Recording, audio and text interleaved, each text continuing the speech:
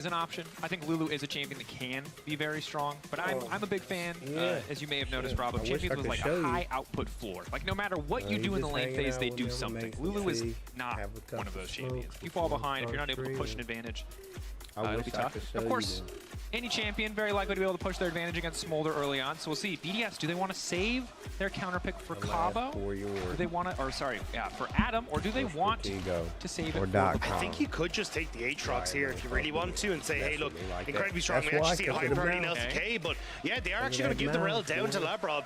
They're going to get the lease in for Sheo. Very strong mid-jungle here again. Good lockup, good setup here for the lease in, which is all he really wants.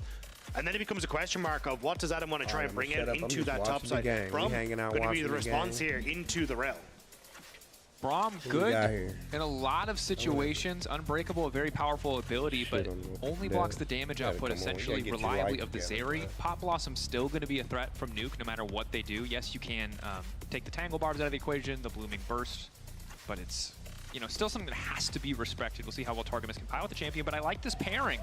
Jace on the top side for Cabo Shard, certainly a bold call, but we've seen two good Jace games so far today, which is a bit uncharacteristic. We're a bit wishy-washy on Jace here, I'm not going to lie, but we've seen one from Photon, one from Odo as well. Maybe Cabo can add his to the mix. I think the thing is, though, it kind of means that Bo has to play more towards Cabo, and it's not something that we've seen traditionally with KC, where Bo is willing to, like, shadow Cabo so we can get a wave crash or set up vision for him and that kind of stuff, right? So I think this is where we will see a lot more attention of up towards getting that control for the Jace in that top side, especially against the Olaf. Like, you can just run down the Jace if one of these undertows lands. So Bo definitely going to need to pay a little bit more attention to the top side than he would to bot lane in this regard. Yeah. Pre-6, Adam's still going to have Ghost, so it's just hard to get away from the Olaf. Yes, you have the Thundering Blow, the Jace Hammer form E. Is it enough to keep Adam away? But at the same time, as we saw against SK, part of the reason they are in this tiebreaker scenario now, couldn't close against Adam's Olaf. We'll see if KC do it a little different. You can hear the passion of the KC fans in our studio here in Berlin. Always a pleasure to have them. Come on, we want to bring them back in the playoffs. This is one of 3 wins they will need to get back to back to back. You win here, then you play a tiebreaker against SK for the right to play a tiebreaker against Rogue. And BDS I do that. already kicking things off with a creative level 1.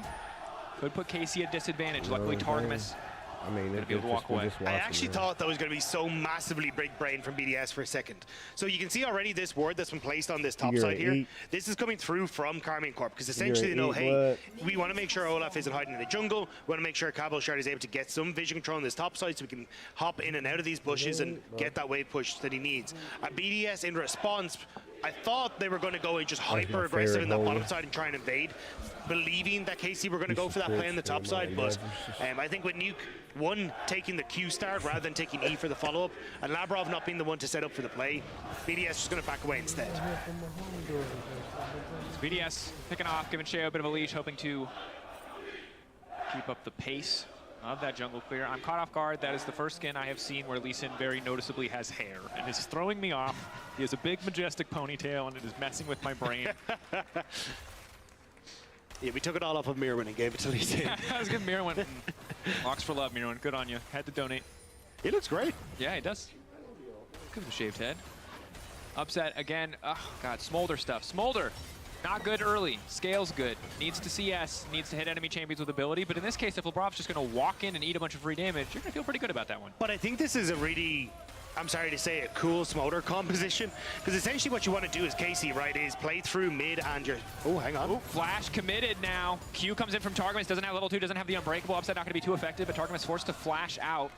Good play from Labrov on the second engage there. Okay, so I was about to say it's sick because essentially you can play for sides with your solo laners and just let Upset free farm in mid. He'll eventually get control because he just one-shots the wave and you get to stack. That's perfect for you. That's not a big win, though, for Targamas, who I might have to hold off because... Sheo with the setup to follow is there. The knockback from taking the flash out to safety. The blooming gloves against it. First blood for BDS. Well played by Nuke and Sheo. just about able to clip him on the backside with that auto attack as well. Sets him up perfectly, and now this is starting to be alarm bells ringing, right? You've already lost Targamas' flash on that bot side. Easy setup then for Sheo to try and come back into that bot lane, especially with Hex flash, and as well, Seiken burning his flash to try and escape. Nuke just going to shove in this wave. I think Sheo just there to try and support him, but really great stuff in the early game from BDS. Right now, the winning part of the lane, or at least where they have pressure, is top lane for Cabo, but that can fade away, and Axe connects if Lee Sin is there to follow up. Cabo's advantage can disappear in the blink of an eye. We know scaling is still the name of the game for the side of KC, but falling this far behind early on, giving up some of these advantages in lane can give BDS the angle to snowball much faster than initially expected. Bo at least ahead in jungle CS for now. Not going to turn into a gold lead, though, because of the assist that Sheo was able to get, but maybe he can contest this red buff. Pressure is there for Cabo on the top side. Sheo has to be careful even being here. Good damage coming in. Relentless force there, as well as the denting blows, but now Nuke first on the roam. Bo has to be careful, flash out. Now going through, Vault Breaker there, and he does not want to hit on the Nuke. Sheo now flashing out safety, but it's Nuke who's in trouble. The flick back is clean. Sonic Wave is there, but Sheo does not want to take it. KC finding a kill on the top side. They needed to burst that bow immediately, but they weren't able to do so. You had the push for Cabo on that top side, and taking it to come across as well. Targus now is hovering around mid lane, but I don't think you're going to get anyone from BDS coming through. But you had to play off a very short timing window here for Nuke and Sheo, and with Sheo taking so much damage early, and Bo turning aggressive onto Sheo as well here. With the passive proccing, Sheo has to ditch. Sheo also not able to follow up on this tiny little Sonic Wave that goes wide. And then Bo able to finish off the kill there. Really nice stuff from Karmine Corp working off the pushing waves. Yeah, pretty bold play, to be honest. Sheo maybe shouldn't have been there, but the fact that they're able to fully commit to that one, relying on Bo's flash advantage to get him away from the burst that would come in from Nuke. Makes the play work out for them in the end. In the meantime, Upset fully committed to his role as a scaler, as is Ice. Double Cole coming out of the bottom lane. But still a 300 gold lead in the mid lane for the side of BDS, but a 300 gold lead for Bo on the opposite side for KC. Potentially something they can play around and look to leverage more, getting closer to level 6, about to tick over to level 5. Yeah, I think you're not going to be able to do too much for Bo at the moment. I think you do want that level 6, as you say, but you need to clear your top side out before you can get that. You also would like to try and play off of getting Nuke dead in that mid lane when you hit that level 6, but I think the flash might just be up before you can really get that opportunity to play towards that as well. So I imagine instead we might actually try and see him. Well, honestly, I was gonna say bot, but you already have a huge amount of pressure on bot side, and even if you try and go top, Adam just presses aura and the gank's dead, right? Yeah. So I think it is a case of try and play for some sort of timer here on towards Nuke, or at least like get a push in mid, where Seiken can then use his own ult to help you and support you if you go and play for a different side. LeBron roaming up, not spotted, but pings are out, at least a little bit. Bo will clear out the grubs. Now they know exactly where he is positioned. They were already pinging the grubs earlier, anticipating he would clear top side into that option. Seiken, no flash from the initial play. Sonic Wave connects, but they see Bo. Don't want to overcommit here. Just continues to step in, knowing Targamas is there. Aggressive maneuver for Bo. I'm surprised BDS didn't try to turn onto the vibe, but aren't confident they have enough damage. They didn't know where Targamas was. They just knew he'd reset, and Bo really wanted to try and get that chunk so he could play for Raptors. Most of them already gone to Sheo, but okay. If either of those skills had connected, that might have been a very different story, but luckily Sheo gets hit by neither. Nuke is still going in. Smite is there. Nuke is 6, but Bo manages to get away. Nuke hitting absolutely nobody, but Bo still getting cut down here. Seiken doesn't have the follow-up damage. It's over-aggressive from the side of KC. None of the abilities from either side are landing. That's just making it easy for Sheo to play this one out. Nuke still just on the chase. Seiken going up topside, but Cabo hasn't even moved yet. Yeah, Cabo just wants to try and go for the chip damage on the tower. Don't want to try and overextend. They know that Adam is reset, so if it had really gone badly, he could have tried to move down there. Now Upset taking a little bit of damage off Weiss, but he'll be fine. He's going to go for the reset as well. Messy plays on both sides, with the mid laners whiffing on a lot of stuff, but the kill goes to BDS. Upset has to be careful here too. Zeri has ultimate up, which is a nice little bit of burst to kick things off and a lot of movement speed. Upset, excuse me, has flash, can't get away, but will opt to stay here. Ice just going to push out the wave and back off. That was a weird one, Rob. Yeah. I don't know if I want to watch it back. I think it was just as you say, like the difference was how many of these spells went wide. Seiken doesn't get the flick, Targamas doesn't get the initial Winter's Bite. Then as well, Bo's kind of the only one that's actually dealing damage in that scenario because Seiken's been forced away by Nuke. It was a kind of a comedy of errors, to be perfectly honest. I think the only the only nice thing for KC in that context is Nuke also kind of whiffed some spells as well. But ultimately, it's just like that hit episode. more. You know? It's like those episodes of Dragon Ball Z, you know, where you're like, you spend 2 hours just getting ready and charging up, someone knocks it aside and like hits the wall. Yeah. Oh, Targamas. Man, it must be tough. Must be frustrating to Spirit Bomb and then whiff. Targamas, not even gonna get the chance to Spirit Bomb. Picked off by the side of BDS. Stepped pretty far in. BDS just caught him. I have no idea what he was doing. Well, I think he just assumed that there was a recall there, or wasn't entirely sure where people were positioned on the map. Bo going to be forced to ult to try to mitigate the upfront. CC Unraveled Earth. Kickback is good. Follow-up is there. But Sheo put himself in no man's land. It will not matter, however. BDS still so far ahead in the play. KC's season starting to fall apart in front of them. 1K gold lead for BDS. 3 kills ahead. I have no idea what he was doing. Nothing here really seems to make sense for what KC are trying to achieve. You know, Targum is completely overextending into River, and then when he dies, Bo goes, do you know what? That looked like a great idea. Now Targamas goes, let me show you how it's really done, mate. And then goes in again for a third time. And goes in, and he's going to die. Don't succeed, try again. Back to the grave. 4th time's the charm, I swear. This is difficult, I think it is safe to say. And while the KC fans remain endlessly passionate, endlessly supportive, you know, right now it is not panning out for the KC lineup as they get further behind. Bo now here to clear the vision. And this is it's a sad sight. You know, you really want in these final games for support jungle to be working well. And while Targamas and Bo have often been in the same place, the plays have not really been working out. Yeah, they've been in the same place, just opposite times. Yep. You know, that's the big problem, is that they both died in River, but they weren't there at the same time. They were there together at Raptors. They just... in spirit. They were also united in missing skills, and that's...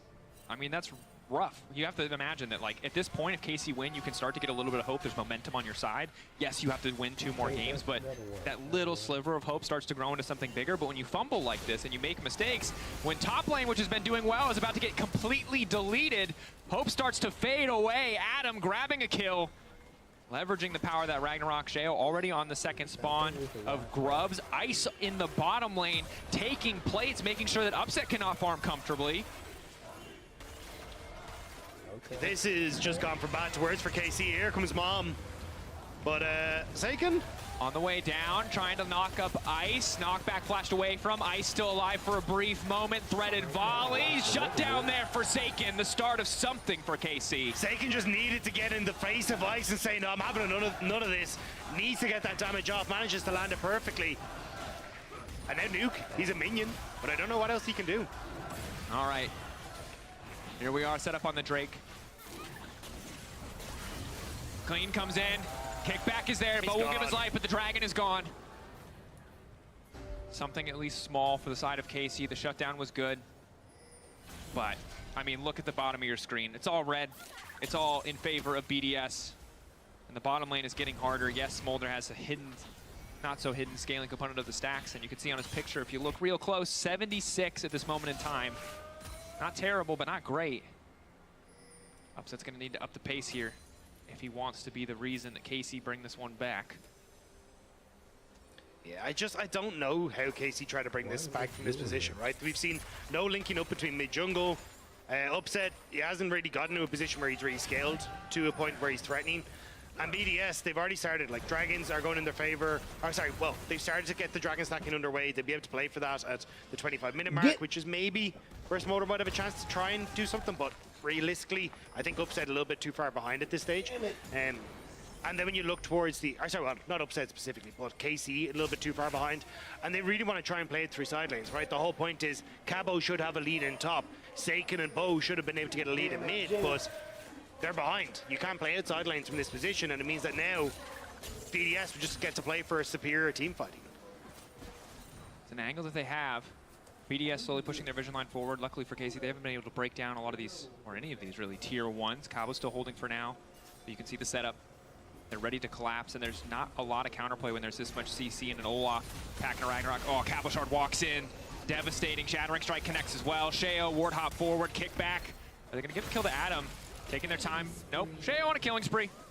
Knows he's fed, knows he's powerful. Happy to take that one as Adam Gets the consolation prize of a couple extra plates. Everything now going in favor. I thought that was you. Yeah, and I just feel bad for Cabo Shard in that one. Like, none of that vision that was established earlier has been cleared out on that top end, and he needs to try and collect these waves, otherwise he just does fall further and further behind and just becomes irrelevant. Like, you can already see, he's a full level behind. He's already massively far behind in gold. And at this stage, there's nothing you can do. Adam, I'm pretty sure, especially as he hits level 11, should just be able to kill Cabo underneath his own tower at this stage. Yeah. I mean, very often Olaf feels like a stat check, right? Like, you can either kill him when he Ragnaroks at you, you can dodge the axes, but when he has Ghost and ulti up, you're certainly not getting away from him. Phase Rush can help. The knockback can help when he doesn't have ulti. But when you start to fall behind against this champion, I've seen nothing happen. Adam just takes over. And there was no response. You can see the Bow was just sitting in that bot side map, or in the bot side brush, hoping that maybe he could make something happen, but Ice backed right the way up. Labrov and Shea were like, cool, we're just going to keep our own jungle safe. So KC get nothing. And again, 2 minutes now until next Dragon. You've also got the Herald that's about to spawn as well. And KC moving into the area, but maybe with Labrov and Reset they can pick this up, but this is going to be a really tight timer. Sheo clearing out the Raptor camp. We'll likely check this quick Sonic Wave in. Yep. The wrong. I gotta spotted. Lays down the vision, and Olaf has reset. Adam with no TP. Oh, means God. advantage for KC, and it looks like BDS might just give this one up. No, you're not. Upset on the way as well. Meanwhile, Nico split pushing in bot lane. And Labrov all the way on the bottom side of the map. Maybe once again trying to catch out Cabo as he goes for the wave, but Herald is a start for KC, something I don't think that really BDS had to give up. No, I think they could have been in a better position for it, especially if Adam had actually got that top tower or positioned himself for the top tower. Cup of tea out there. I'm in here fucking you're going to have Shale try and match like here. First, what's the name of that first time? I'm saying Guard Breaker because I'm playing too much TFT. Stride Breaker? Stride Breaker, thank you. It's completed for Adam. So if he gets onto any of these side laners, he'll be able to chase them down with the slow and that Ghost as well. So he becomes significantly more threatening in that position. And with BDS getting first tower as well, we know the Adam Classic got pushed top, is immediately group onto mid wave and see if he can make something happen. It's going to be up in full force as well, although I think he's just going to reset and actually swap with Nuke, so he can keep Nuke a little bit more threatening, especially as we look towards Dragon. And still, KC fans endlessly cheering, trying to fill these players with hope, even as the game starts to look hopeless. Upset, I think, has had a really solid season individually, but in this game, you know, opting for the Smolder, the potential of what it could bring is there, but might not have the time to scale up. May just have to watch, just has to wave clear as the rest of the map falls apart around him. So BDS trying to match KC on the top side. KC assuming BDS are going to try and play for a Dragon, but should spot at Sheo here and know that the jig is up.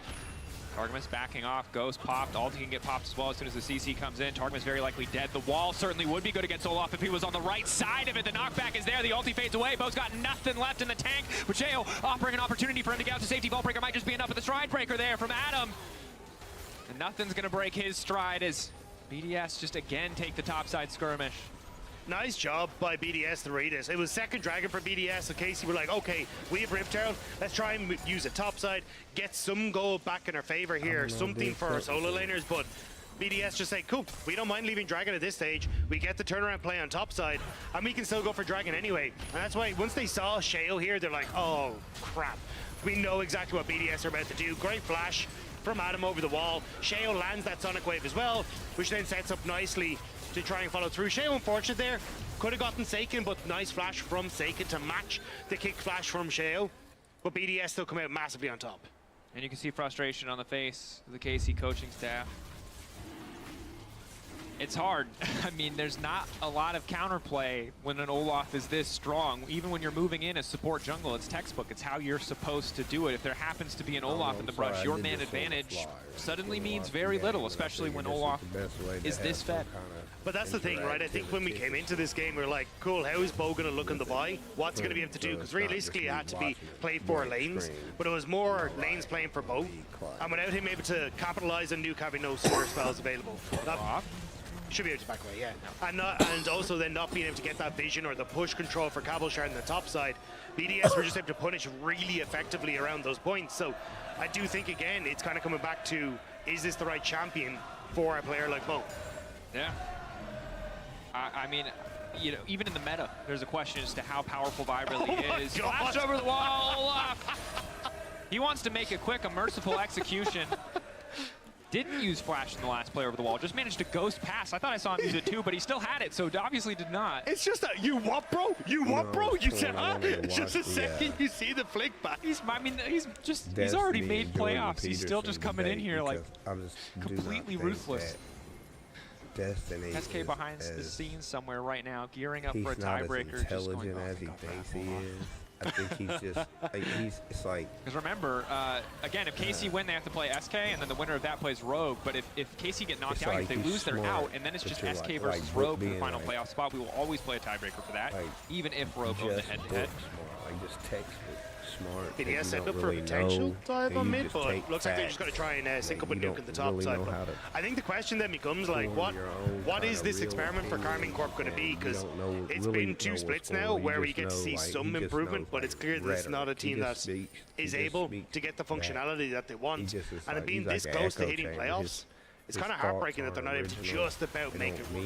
Well, and I think that, again, when you look closely, you can't see signs of that improvement, but when you look at the scoreboard, you can't. It's exactly the same as it was in winter. Of course, in that context, they were down and they won the last 2 and they were already out. But at the end of the day, 2-7 is 2-7. That's certainly not where KC want to be or where the fans want them to be. And you do have 10 weeks after this to potentially get that back functioning, right? Which you could improve, but at that stage, it's like, do we want to take that time investment and then maybe try and make it work in summer, trying it to Worlds? But if summer doesn't go well then you don't have a huge amount of playtime this year.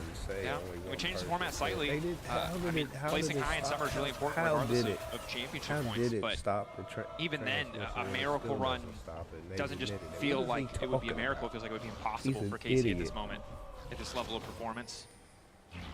It sounds really good, though. Silver lining. And it's on mini clouds, this split has been That's smolder. the thing. That's why. And in a lot of our games, especially in the first week before the hotfix, yeah, it was just an inevitable win condition. Really? I'm sorry. Listen, Harold runs past Adam. That's what really. And will charge. He's not worried about it. He wants the wave instead. Potential play on the top side here. Targibus shadowing Cabo. Bo there as well. Trying to push this wave in. Tangle bar. Does he have numbers? What kind of leaded. milk drinking? Ball breaker forward. Now going to go under the nuke, but he's on the wrong side of the wall. Flick back is good, though. Finally, the CC layered. It looks like a good start to things, but Ice ulting. And now he's just going to try to clean up the fight. Unbreakable, protecting Saken. Upset. Standing behind. Bomb up and available. When is it going to get called in? Ice skating forward. Do they want to step up, or they have to? What they have so far. Sonic Wave connects. Resonating strike. Will it be there? Unbreakable to block Ice from falling up any further. The Pro may have overstepped here. They're shredding him down. KC found the angle. Adam's finally here. But the play's already fizzled to TV out from Cabo. He knows he's dead. If he doesn't just make it to safety, he doesn't have enough time. You suck, Cabo. They tried to get out just before the frat bro showed up, but unfortunately for Cabochard, he got caught right as he was about to leave. Nobody wants to get caught in that conversation, but KC managed to get the pick and get on out of there. You don't understand, man. His dad owns the dealership, and that is his entire personality. Team manager. Your brother got this time share. That's the angle for Prologue. But hey, like, you can see it here, right? Brolaf setting in the bot side, trying to get up to the top side. Kick flashed away from Bo. Could have been really nice from Shale, but they do get one. And BDS are trying to buy time where Adam can actually get back into this fight. But KC, they're actually able to poke and prod as they start to move forward. And that's kind of what they do great with Saken and Cabochard here. When the all-out comes through with Labrov, just able to flash away from Saken, get the kill onto Labrov, and now the ghost comes through from Adam. Yeah. And they've got enough burst damage to finish him off. Kawa's like, I gotta get out, man. He said something about cryptocurrency and Web3. This is not a conversation I want to participate in. I'm gonna just stop tried to make him look at his portfolio, but honestly, I think Cabochard, I think it was a good call. The only way you get people out is if you split, otherwise Adam chases you all down. Yeah. So, look, it was a nice attempt. Well, you weren't going to outrun it, right? Teleport was really the only angle to escape. Ultimately, you end up being a sacrificial lamb. You might have just been able to escape, but the vision comes down.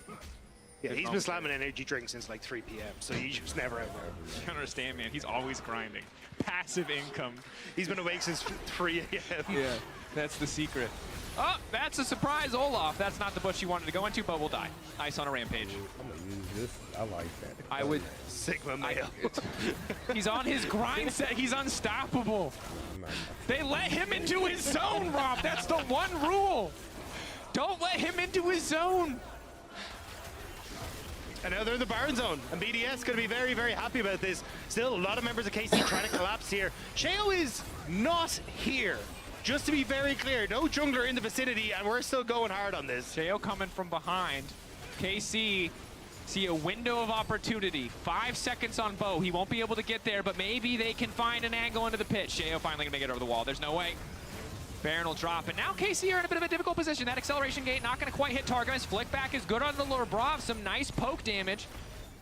KC don't have enough damage to finish the kill, sadly. 197 on upset. The timer about to tick over. The stack's about to tick over to 225, but that's a Baron buff and a 7K gold lead on the side of BDS. And a 6-kill Zeri, who's just finished their Infinity Edge. Ice, very strong in his own regard as well. And this is the thing, I think upset the timer. They've just ticked on that little bit too long. KC need to find ways to get picks, slow down the pace of this game. And at least they're trying to set up to get like bot tower here, where maybe you can then unlock Seiken to a slight bit inside lanes. But with Adam as big as he is, it becomes very easy for him again to just chase down people. And that's why like him just showing up here is causing issues already. All right, TP onto the bottom side, another pick onto Bo. If at first they don't succeed, try again, but this Tribush has been the death of KC. Targamas dying there twice, Bo now once. Camaraderie there, at least in death. As BDS gain control of the red quadrant of KC's jungle, looking to break down the bot lane tier 2.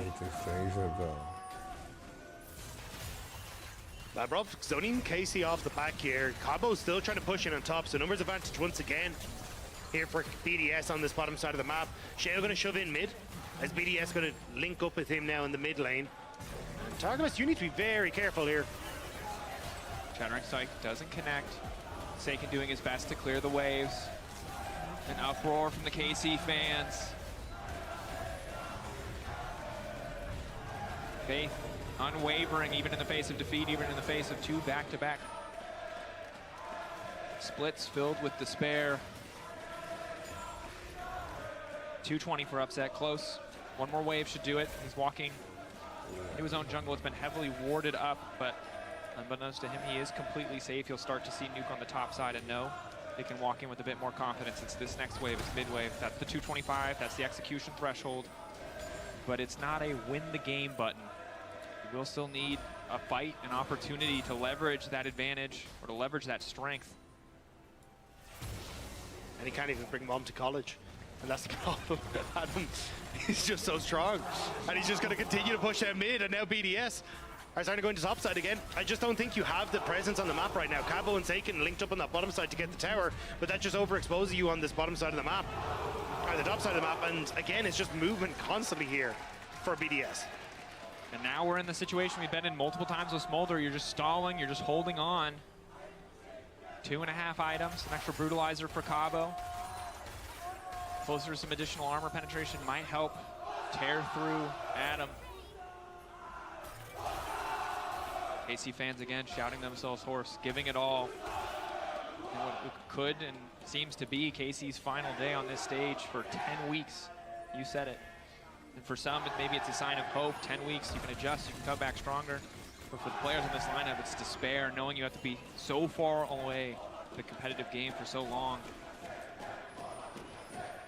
That's the thing, for KC, they're trying to split up the map and see if they can catch people over rotating here for BDS, but BDS, they're not really giving them the opportunity. You'll always see that they're just basically like, they'll push out bot now, but then they'll just immediately drop bot and then start to play off 2 lanes at every point in time. So at the moment, they're going to push out in that top side of the map. They're going to push out here, they're going to push out here, and then look to establish all this vision in this quadrant, and then you can just play for your position on towards those towers. Although with Dragon in 50 seconds, there's always the opportunity instead to just try and catch people as you move in towards here, yeah, instead. But it's the same idea, right? Is just continue this push, keep yourself in check. And Adam, yeah, he's going to reset as well. So it is going to be the Dragon fight coming through here for Soul. And for KC, entering to bot side is always so risky, because if you lose the fight, Ice is already shoving in mid, and it makes it so hard to actually try and contest. And even if, you know, BDS give up Dragon, cool, it's a second Dragon for KC, whereas they just crack your base. It's so hard for KC to find a good play. Just 100 different shades of bad, 100 different shades of trading down, hoping, praying to trade even, to buy more time again for Smolder, to get a few more stacks, a few more waves onto your mid laner. Is even now, Taken has a bit of a gold lead over Nuke, not much, but perhaps could make the difference in the fight. TP down, there's a top wave. But of course they know Adam doesn't have TP. KC moving in for the play. Ice clearing out mid wave. KC with first setup, they've got their flanks covered as well, but Adam with Flash and Ghost up. Nuke wasn't spot on the ward. It's actually been blocked out by a control ward. So Nuke trying to see if he can move into position here. Adam over the wall. They recognize the Wolf now. Upset retreating. The Drake taken. No, an objective bounty. Camo manages to take the Drake. And now there's an Olaf trying to tear his way through the backside. The execute isn't enough. Upset cannot get into the fight. He needs to flap onto somebody. He needs to do anything, but he's been isolated. He's been pushed back. The Miracle Steal is not enough. The kickback from Sheo is clean. It's a triple from Cabo. They look to finish the job right here. It started all right, but BDS not gonna go home empty-handed. But KC will find themselves going home exactly that. Nothing to pick up, as BDS will trump them in their place and deny them that spot in playoffs. Domination just about from start to finish. One or two tiny glimmers in the early game, but it's just gone from bad to worse. For the second split in the row, KC will finish 2-7. SK and Rogue will play our only tiebreaker, and BDS will end their season 5-4. A very clean game from BDS. Again, it's kind of going back to what has been their bread and butter. Get control in the early stages, start to play around Nuke, like try and get your control into that bottom side as well. And I mean, really, really well played. Honestly, Adam looking great on this Olaf as always as well. Definitely did. Of course, you can vote for your key player of the game at LEC on X. Cheo, Nuke, or Ice are your options. Commiserations, of course, to KC. And again, key player of the game. Talked about it a moment ago, but make sure you get your votes over there. I mean, I'm kind of heartbroken for KC. I think it's been...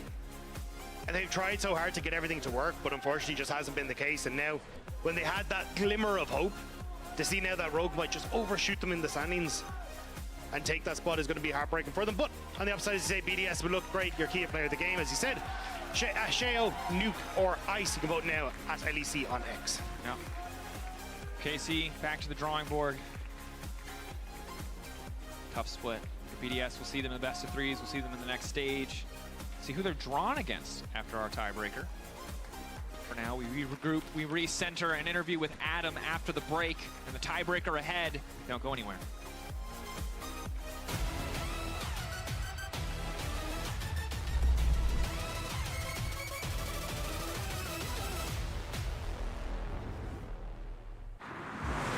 Welcome everyone to the Kia Tilt-Proof Challenge. We're here to see if 4 aimouts can stand up to the test.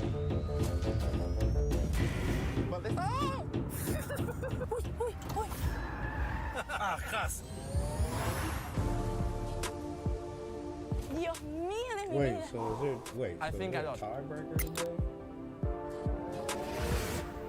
Is that what that means? I'm so happy that I didn't eat before.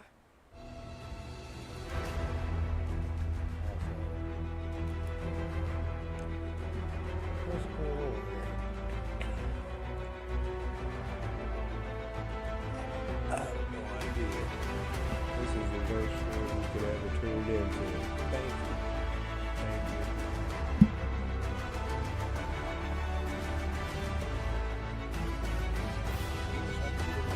That would be so nice.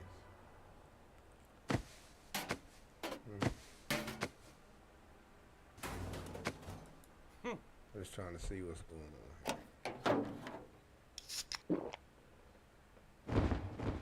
Red Bull gives you wings.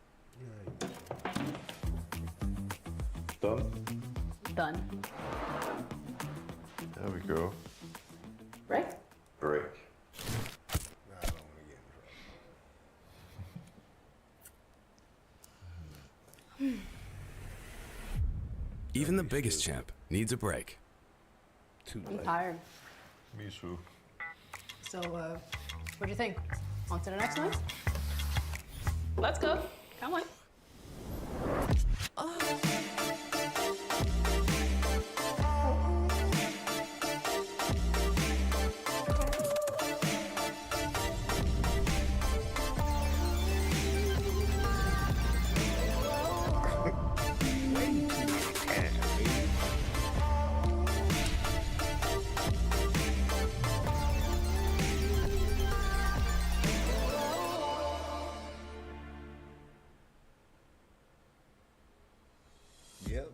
Okay, Rogue and SK.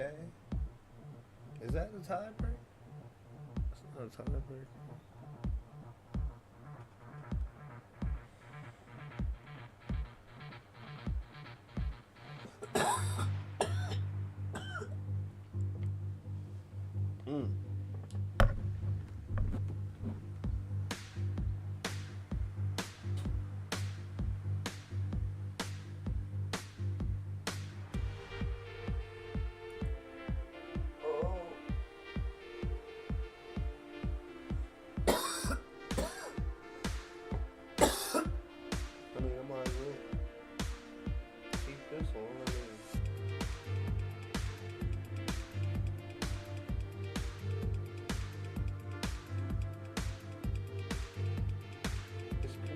I feel like it's pointless for me. I don't want to stream against the LEC and LCS. I don't want to stream against I just don't want to. I think that's stupid. I mean, I don't think that's very smart. How's that?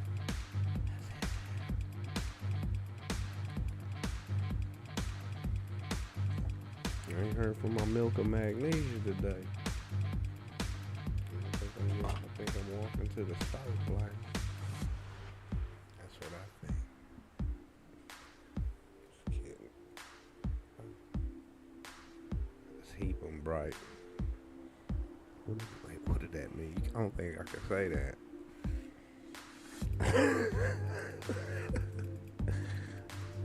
I'm sorry, I'm a relic. I don't think I can say that though. I'm gonna take that back. Please don't listen to that. What was it? That was an accident. I didn't even think about what I was saying before I said it. It's like saying, man, get your cock in your hands. Wait, what? You know what I mean? Like I never realized the implications. Like once you realize what that means, you're like, whoa, what did I just say? I never really thought about that. So I won't do that. I don't make it. Yeah, whatever. Peace.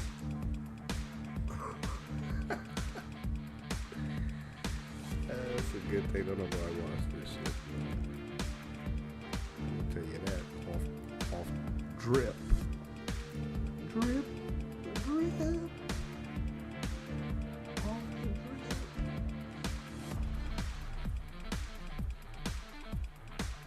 Oh, I can watch it. I just can't watch it live.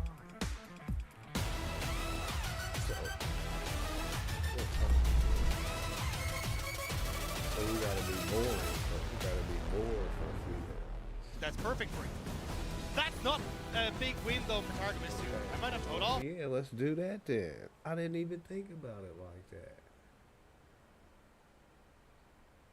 There is a way. I have a loop to his own hole to the loop of it all, baby.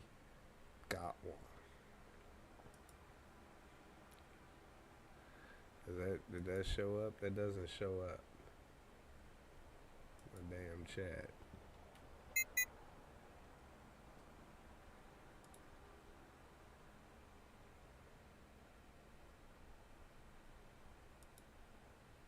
Just doing that. I'm just trying to. Why does my chat not show up?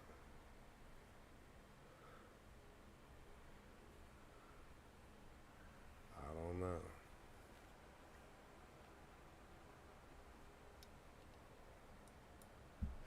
Can't hit the. Why is it frozen?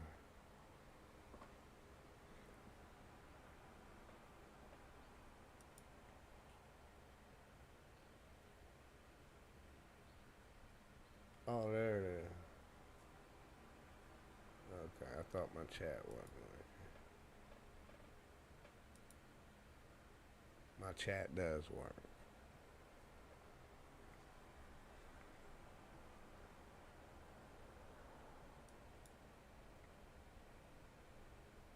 Okay. All right, I see you. Okay, so let's start it like right here.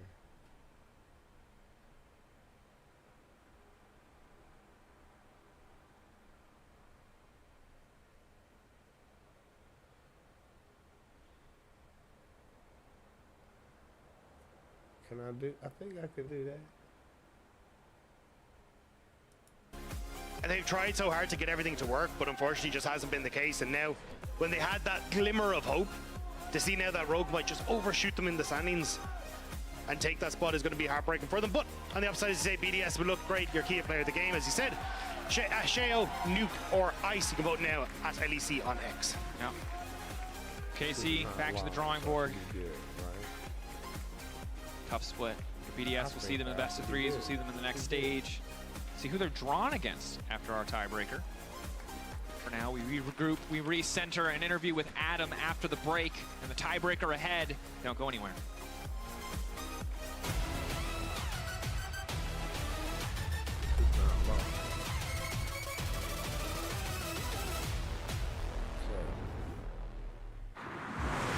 Welcome everyone to the Kia Tilt-Proof Challenge. We're here to see if 4 gamers can stand up to the test.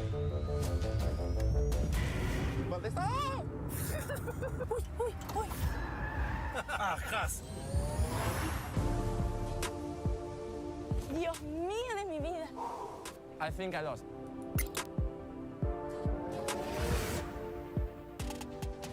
I'm so happy that I didn't eat before.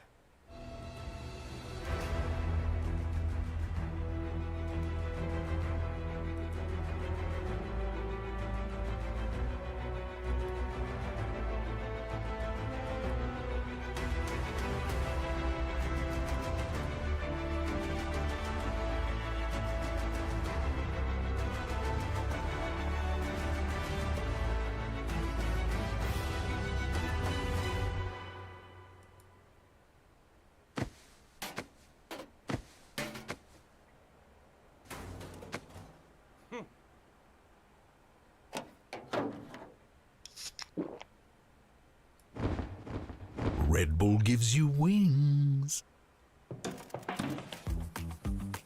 Done? Done. There we go. Break? Break.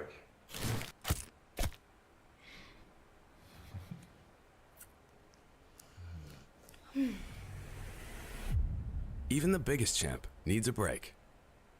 Okay. I'm tired. Be good. Me too. So, what do you think? On to the next one? Let's go. Come on.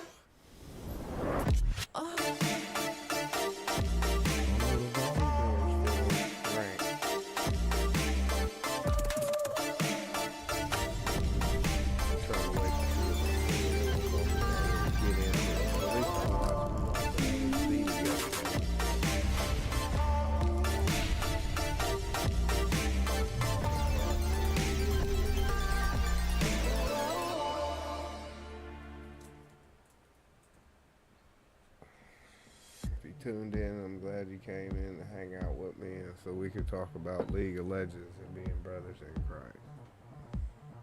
Good looking out. You're a real nigga. You're a real dude. People, face or thing, cuz this is probably fucked up.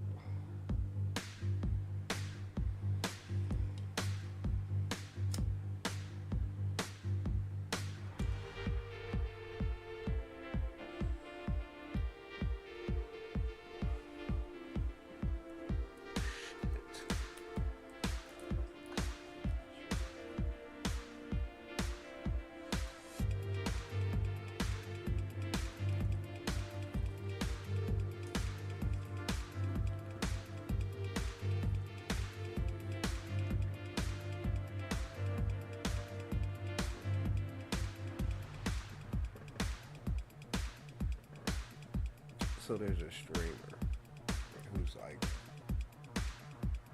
kind of like, you know, I guess he's famous. He's kind of like, and he's like anti-famous, like I don't know, whatever. He's doing his thing. He doesn't go to work. I go to work. And I was like, I play League of Legends better than him. I have watched some of his streams. I feel like I'm probably more entertaining than him. May have. Don't know. It depends on what your cup of tea is. You know what I'm saying? But,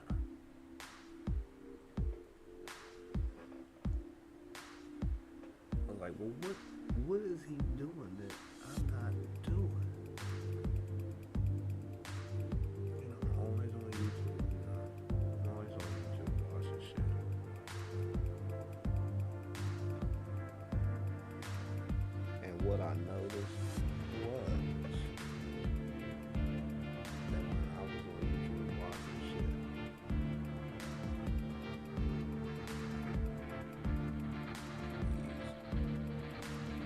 always live streaming while I'm on YouTube watching shit.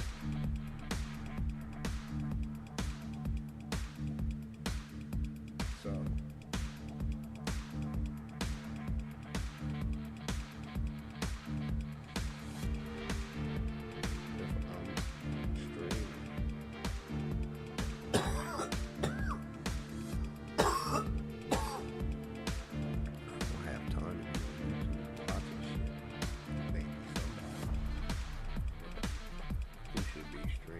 or maybe somebody who shouldn't be will be watching me. But they'll actually watch. Oh, we'll see. That's the plan. That's perfect for you. That's not a big win though for Targamas too. I might have told off. Yeah, with the setup, the follow was there. The knockback was taking the flash out of the city. The moving close against it. First blood for BDS. Well played by Nuke and Sheo. Hacker Ragnarok ball. Capitar walks in. Devastating. Shattering strike connects as well. Sheo, ward hop forward, kick back. Kill to Adam. Taking their time. Nope. Sheo on a killing spree. Knows he's fed, knows he's powerful. Happy to take down one is Adam. Look right now. I can go after.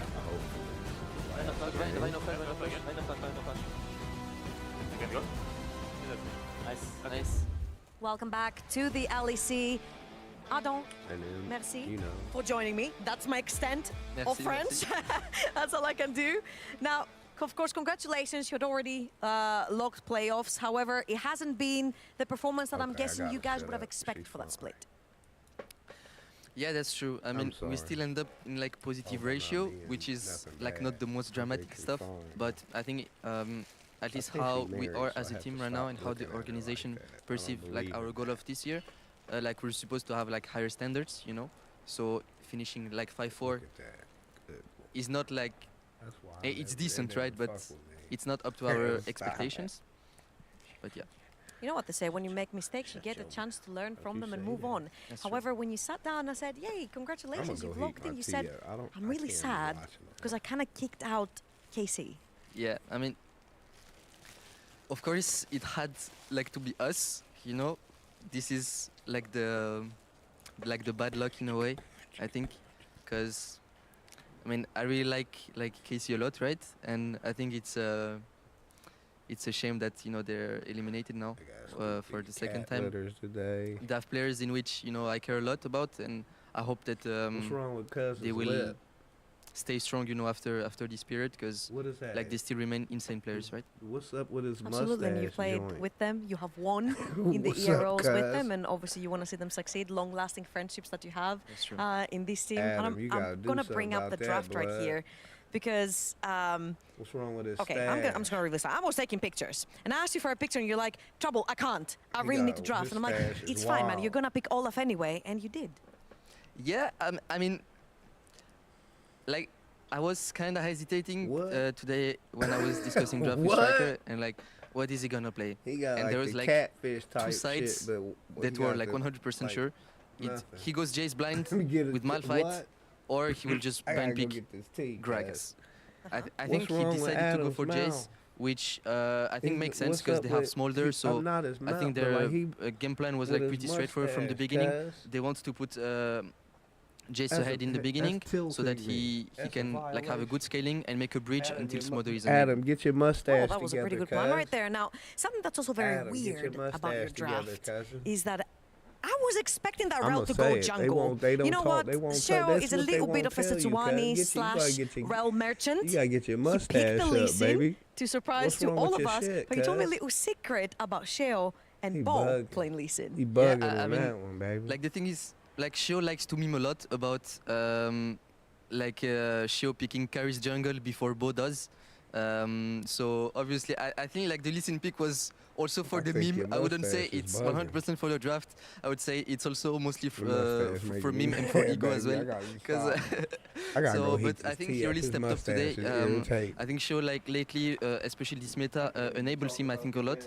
He's trying to like pull out more of his carry jump, and I think today was a great example of showing his skills. Absolutely, and he did get Kia Player of the Game as well, so congratulations to him for stepping up and giving us a little bit of more LEC in action. Maybe we'll see more Milky Way champions maybe down the line, like a Graves, like a Kindred. He's shrugging, he's like moving his shoulders, he's not going to give me any of that. Now, of course, moving forward, we still have one spot left for playoffs, and it's in between SK and Rogue. Who do you think takes that one? Hey, I mean, I still would like SK to win. You know, I wouldn't like Niski to get eliminated. But if I have one message for Niski right now, is just wake up, man. What do you think has been going wrong? He's sleeping too much.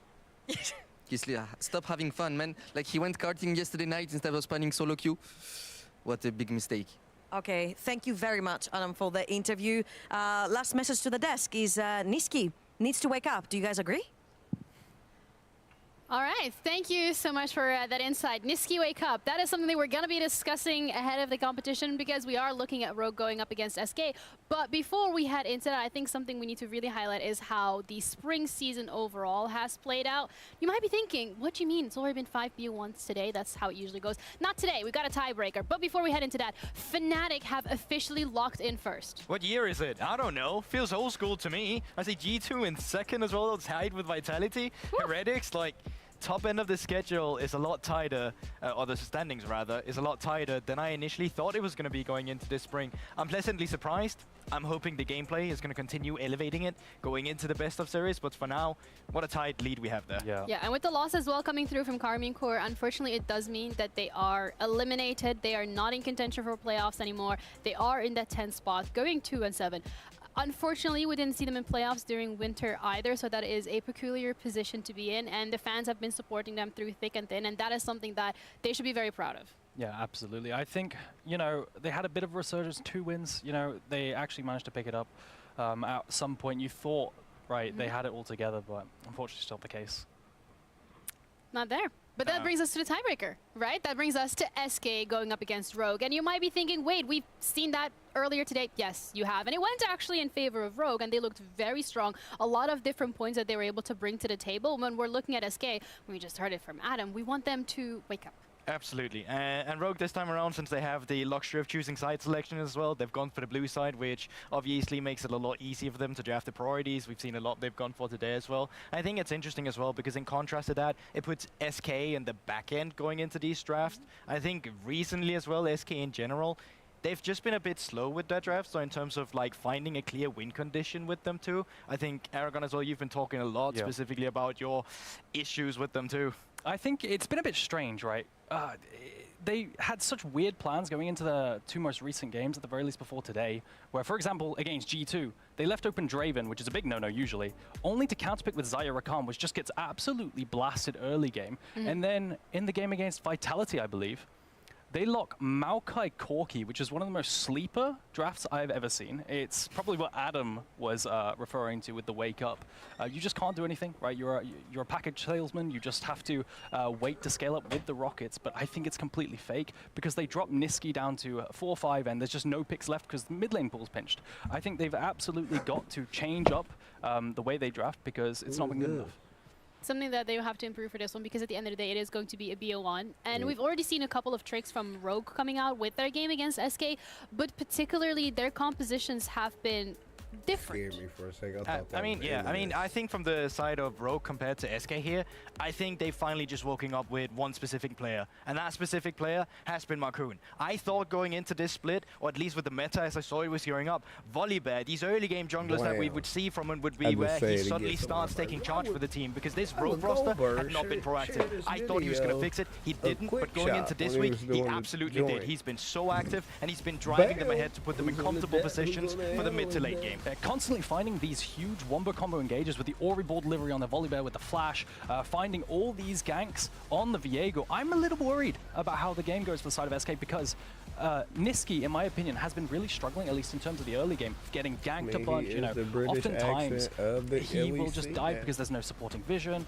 get caught under tower. There's so many things that go wrong in the mid lane. When you have a veteran like Niski, he needs to step up. Yeah, and absolutely, and that's a guy you got to shut down now. That is Isma, who also needs to step up to recover the lanes that Marcoon will be attacking, as you said yourself, and we also saw it in the clip with Niski kind of just being isolated, getting ganked by the enemy jungler. Well, you need to make sure that a guy like Niski is set up for the 2v2. It used to be what he was is known for. It used to be the guy that has the best 2v2 in the jungle or in mid-jungle in the league, but we've not seen it recently, and we need Isma and Niski to step up again if they want to bridge some of the pressure that Rogue has implied on other sides of the map. Sounds like both of you, to an extent, have made up your mind, but whether or not it's going to be Rogue that's going to take this one is something we're going to find out, because as we promised, this is going to be the last game of the LEC Spring regular split. So let's head over to our casters, who are going to be breaking down SK going up against Rogue once again. Thank you very much to the wonderful analyst desk, as well as Adam, for that. Okay, since this is not other people's streams, and I don't know what the fuck is calling out going Niski. on, I'm going to just mute myself. I can't say he's catching strays, because I think that the focus is like what needs to change for SK, but I think that is a lot of pressure for any one player to put on their shoulders. The good news, Niski's a veteran. You have to hope that he can handle it, because if not, Rogue, against all odds, against all expectations, especially after their first loss at the start of this week of play, are going to be going to playoffs. So we head to draft again. Draft's pre-recorded, so we'll see what they opted for this time around. I do think as well in SK, like, Irrelevant has just been straying. I think this guy really needs to, like, he has been so good for so long. He's gotten so much praise, but these last few games just really have not been it for him. He has gone way too far forward, not having the support of the team. Looks like he's on a very different page. So I'm curious to see exactly what the game plan is here for SK. As we're already into the draft, Karma taken immediate Jace pick alongside the Maokai. So this feels to me like they're going back towards, hey, we want significantly more comfort. We want Niski on some sort of carry, and we're going to let Isma try and play around that here in the jungle. Karma locked. Zin locked as well. It was the Viego from Marcoon that really allowed Rogue to find the first win at the start of the day against SK Gaming. Again, set up on an aggressive jungler's Rogue debate on what they want their third pick to be here in the first round. They're hovering a lot of funny stuff, but it might be something less exciting. I really want it to be like at least most of these. Please pick something fun. It'll be Zeri. Don't. I'm really sorry. It'll be Zeri. This is the only one that they've hovered that I don't want it to be. And that one. And also that one. Okay, I take it back. Never mind. This is why we don't talk about the hovers. No, Smolder! I thought they'd actually go towards the Zeri, because I think Zeri Karma is a combo that's really sick, because you do get the shield, and then you can take something a little bit more engage heavy for Zoelis, which is where he's felt more comfortable, like the Blitzcrank earlier on, right? But unfortunately, not going to be the case. Instead, we're going to get the Karma coming across for X-Kick. So I'm starting to believe that this might be a mid lane Jace for Niski, and essentially we're going to see that poke Karma build, or sorry, poke Kalista build come out. They try and play at range. If you try and engage here as against SK, just get the Maokai ult immediately. The poke Kaisa build? Yeah, and I think you can probably go for even the Renata here for DOS if you really want, and it's just wave after wave of do not touch us. And I think Renata's DOS's best champ. I think it has been since the winter of last year. I think when SK's bot lane really caught everyone's attention was a lot of those Zeri Renata games from DOS and Exakick. See if they can replicate that with potentially a Kaisa Renata, or if that's something that Rogue want to take away. I have not been impressed with Smolder at all since the hotfix. Yeah. I think teams have just gotten more comfortable playing against the pick for the most part. And the good news for Rogue, though, I like that they have a strong jungle matchup early, because very often I feel like we see teams draft a losing jungle matchup and Smolder, and that feels like a death sentence in the early game. This time around, though, Marcoon, similar to our first game of the day, is set up for success. Zin's out incredibly powerful against a lot of these poke options.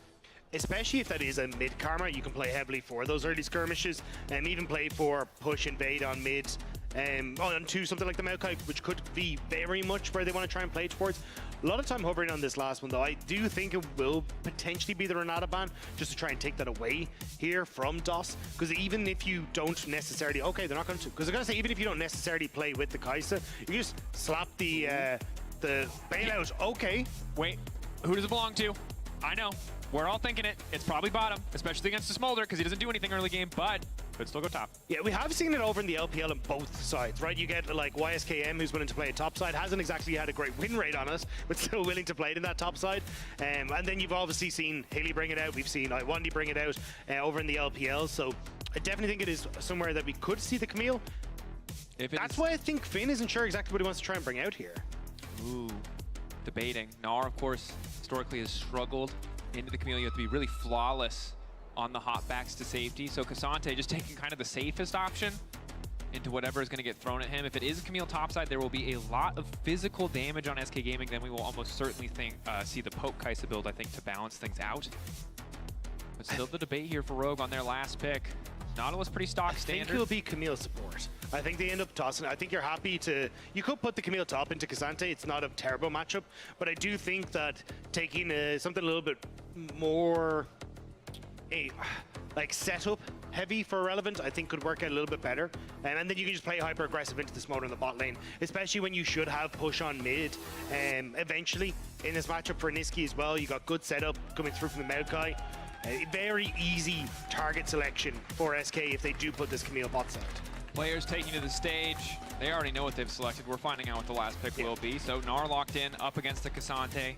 It will be the Camille support, very feast or famine. But despite that pressure, DOS look pretty good, look pretty happy coming onto stage. So a bit of optimism for me in just terms of how this is going to go. Certainly the tools to dominate early game, at least on the bottom side of the map for SK Gaming. The jungle, a bit of a point of concern. Isma a good player, but Maokai not the most impactful champ in terms of the 1v1.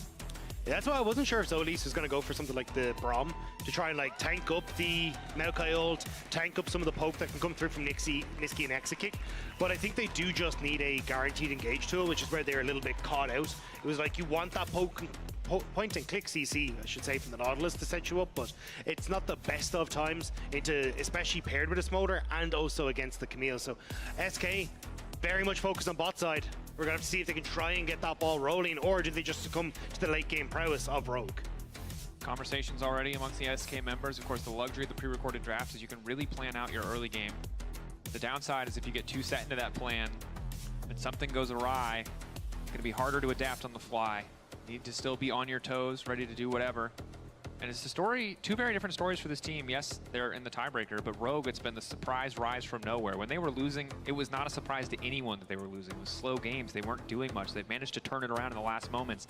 SK Gaming, on the other hand, have been winning, I would argue, more than half the games that they ended up losing. They have been in incredibly strong commanding positions, and it has been throws that have cost them so dearly, that have put them in this position. So when we talk momentum, Rob, I think it heavily favors Rogue. It has been Rogue stepping up though when the pressure's been off, right? It hasn't been them when they still had they still have a chance, obviously, but it's been like less likely that they'd be able to make it. Now coming in down to the wire, can they make it work for them up against SK? Or, as you say, can SK find that magic? Can Irrelevant start to play with the team again? Can Exekick and DOS really step up on this hyper-aggressive bot lane? Either way, one of these teams getting sent home, it's going to be heartbreak galore on both of these occasions. Regardless of the result, someone's going to be sad. Former C9. Of course, we talked about it. Confidence big for Rogue. Yeah, I like this. Percentage chances, percentage of remaining scenarios were not high for Rogue to make it through. They lost the first game. It felt like a guaranteed death sentence, but they surprised everyone beating G2. They beat SK today as well, keeping their destiny more or less in their own hands.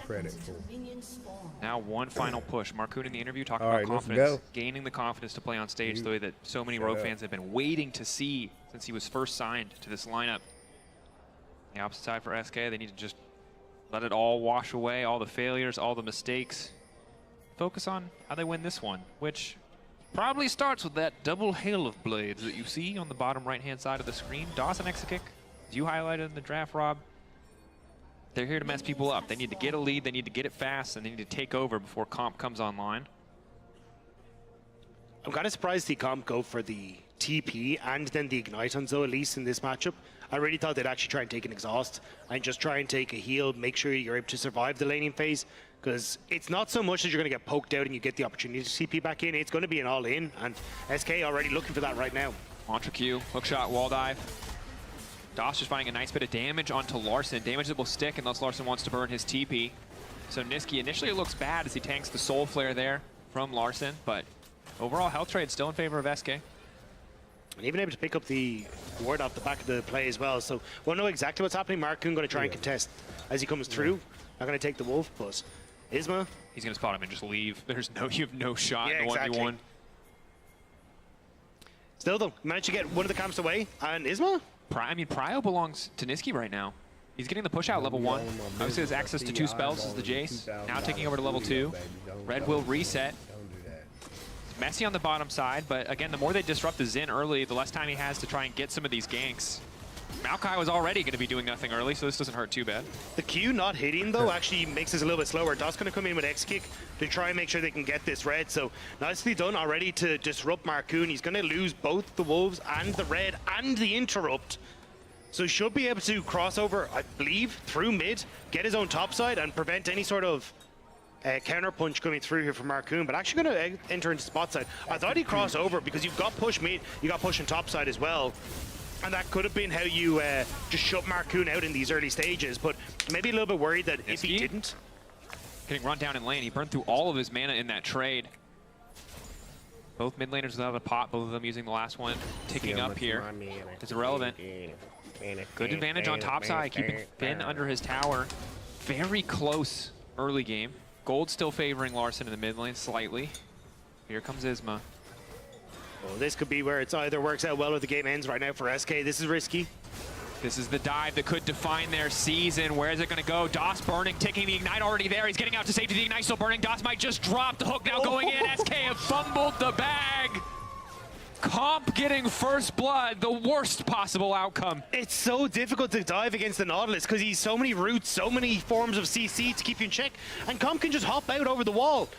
Really risky play, and especially when Isma didn't really get the reset on the aggression like you would want to. Sets up perfectly for Rogue to turn that one around. And you can't let it phase you. You just have to go to the next one. Smolder's still weaker overall. Sucks to have the gold deficit, but can't let it get in your head. But crushing there, and that's part of the reason I think Zoli's took the Ignite. He says, look, I can exhaust you most certainly, but it's not going to make my Smolder do more damage. If I pack more burst early on, at least maybe I can punish the dive that's coming out. As well, gives time to Marcoon to get himself back into shape. Manages to get top scuttle. Got Raptors on the opposite side, and now going to be able to move back into his bot side as his Raptors start to respawn as well. So picking up a lot of these camps that have already respawned at the higher level as X-Kick will be able to get the shove in. Walks up, Acathian Rain. Isma going to try and hold the wave as Larson. Small XP advantage until Niski picks up these creeps.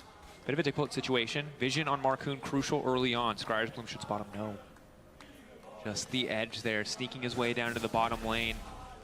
I like the early itemization coming in from Comp. He did TP back to lane, but he gets the Swifties. Just wants to stay out of range of that Camille, make it that much harder to land the hookshot wall dive, make sure that he can just walk in, walk out on these trades.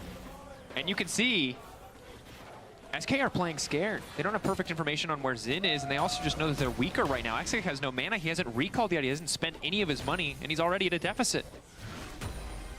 Because he's going to start to reset now, but this is a bit of a woeful timing because realistically, oh, hang on, topside irrelevant. Pull back from Finn. Good. Trying to keep this trade going. Irrelevant wants to go Mega. We'll get some of that health back. Finn, though, out of mana, is going to be forced to TP soon.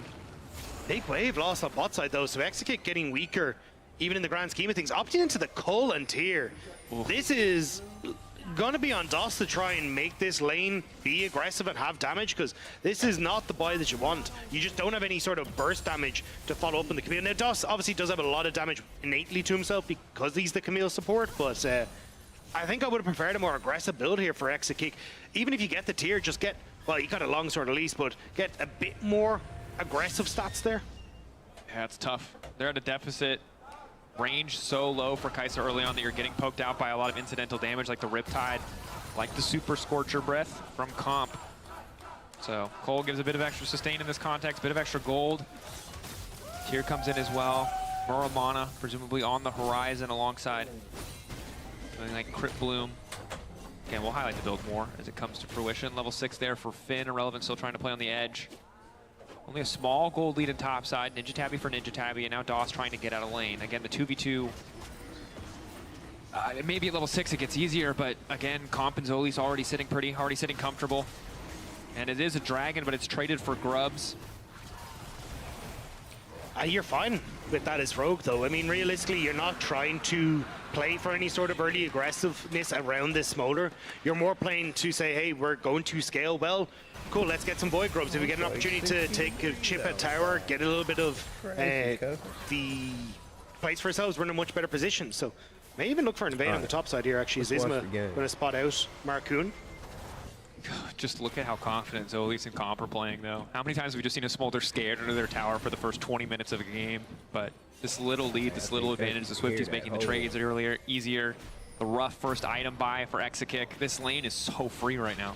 You're also playing a poke-heavy composition as SK. Like, if this starts to fall behind, you're just not going to have a fun time. You're going to lose towers, you're going to lose control over objectives, and you're going to have a lot of pressure that come through from Marcoon and Larson, like playing off of this composition bus. Reset from DOS takes him into mid lane. Doesn't want to burn the flash to extend the hookshot wall dive, but Marcoon is here. Wind becomes lightning, trying to predict the flash from Niski, but doesn't quite hit the angle. Respect for that, though. Almost catches him on the way out, at least getting a bit of extra poke. DOS now covering.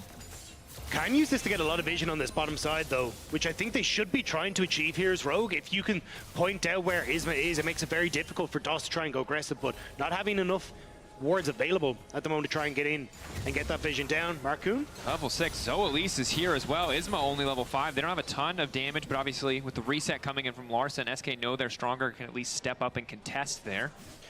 SK are trying desperately to find something. They know that the longer this game keeps going in the position that it's in, Rogue are going to outscale. So trying to link with Niski, find a kill there, trying to work with Isma to get something, but they're just not working out. And the fact that you're not having contentions coming through from Rogue means you can't really use this combo of Isma, who will have the ultimate available soon, but Niski as well. Like, you kind of have to play for this level 6 off of Maokai. Push back from Irrelevant, solid, positive health trade.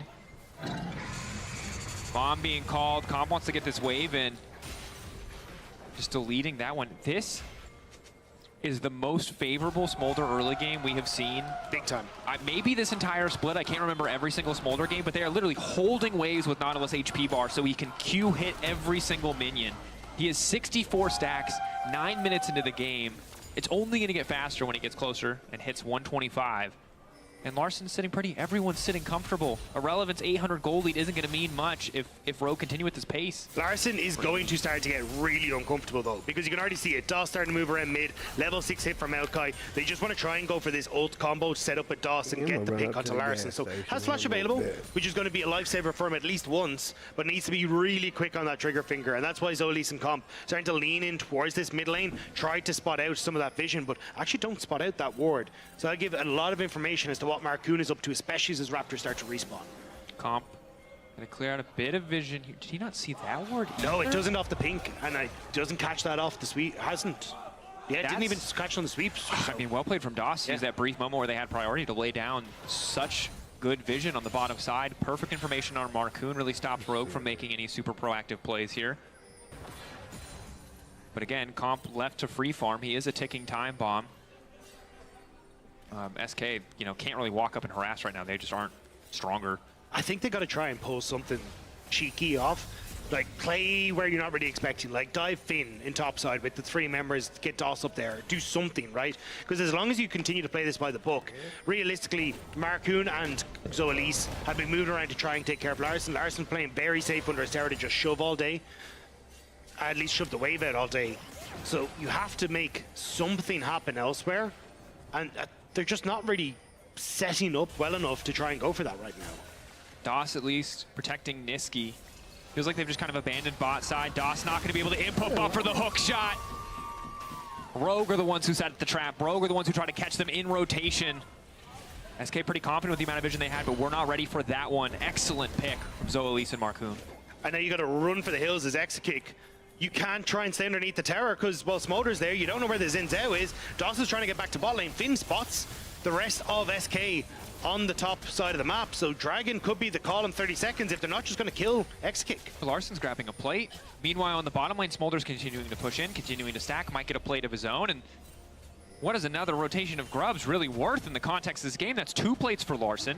Things are going to bad for Morse incredibly quickly. It might not look like it now. Yes, it's only a 1K gold lead, but the Smolder is scaling for free. The poke that SK could bring to the table, in theory, isn't going to mean much when Karma is even with this Jason, can block so much of it with the Mantra E, the Defiance. Reset going to come through for Dragon in a second as well. And as you say, what's a grub to a Dragon? Isma wants to try and get in towards mid lane. Larson stepping up aggressively, but yeah, just able to exit out bot side. And this is the thing. Again, Larson can just wave clear so consistently here at such long range. And it makes it so hard to play this combo. How many people just live in Larson's lane right now? You should be charging SK rent. They're there so consistently, but they've yet to get the flash. They haven't gotten a kill. They just keep fishing and they keep coming up empty-handed. Good news is the Dragon didn't drop. Rogue weren't far enough ahead to get pressure on bot side as well as the Dragon. So now SK are going to try and force Marcoon in the area. Larson pushed back. It looks like Rogue are willing to concede this one. 2 Drakes to SK, perhaps an avenue to come back here. Maokai all big. Marcoon will get rooted. Comp will sidestep as his jungler does body block, so no opportunity for recourse there. Isma just trying to make sure they have the space to get out. Another play gonna fall. Again, into the back pocket of Comp. His gold lead only getting bigger. What an insane story this would be for Rogue if they actually managed to pull this off, because coming into this weekend, sitting at 1 win, they beat G2, they beat SK today, and now they might just do it a second time as they look for another dive.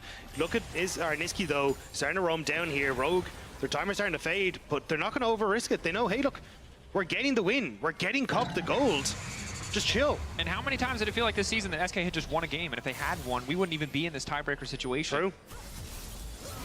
And so it's not just this last week where Rogue have finally found their form, finally found their confidence. Marcoon especially working so well with Zoelise in this game. Zoelise now hooking in, potentially an over-aggressive play, but respect the confidence, at least forcing the smite out.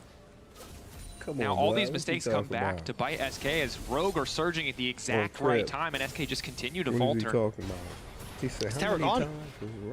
What do you do is hang on, exit kick. Nothing, he's just trying to keep the tower up. Just threatening, just posturing like there's someone else there for backup. They did have the deep wards, so I think Rogue were kind of caught off guard by that one. We're just like, hang on, there has to be something we've missed here, so they back it on up. But DOS now entering into the spot side jungle will be to get some vision down. I'm trying to try to be on the stream today. There's nothing even here to try and steal. There's no wave to try and go for a dive. The reset going to come through for Comp and Zoelise as well. They're going to spend their much-earned gold, and they're totally fine. You can see, like, look how safe Comp is. He was like, I'm not even going to back a turret with 0 wave. I'm going all the way out of here, so there's no hope you can look for a dive. This is brutal. 2 plates to 6. SK 1.3 behind the Drakes. I think the big hope here. While the gold isn't, you know, a death sentence, I think it's really just the continued scaling of this smolder that starts to become a bigger and bigger problem. But it's also so different. Like, hang on. Larson. Nice side step on the shock blast. Flash out to safety. Root not quite going to connect onto DOS. It looks like the Herald will reset. How much more do Rogue want to stick around? Finn already aside to the bottom lane. Irrelevant going to respawn. 3 members of SK. Taking home in the mid lane. Rogue, a similar story. But Comp's already started the objective. Isma on the way in. Exekuk used his ult earlier. Doesn't have that tool. Bomb ready and waiting. Back up her son.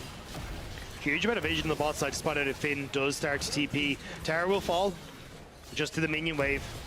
But this Herald's gonna fall as well. Ulti goes in.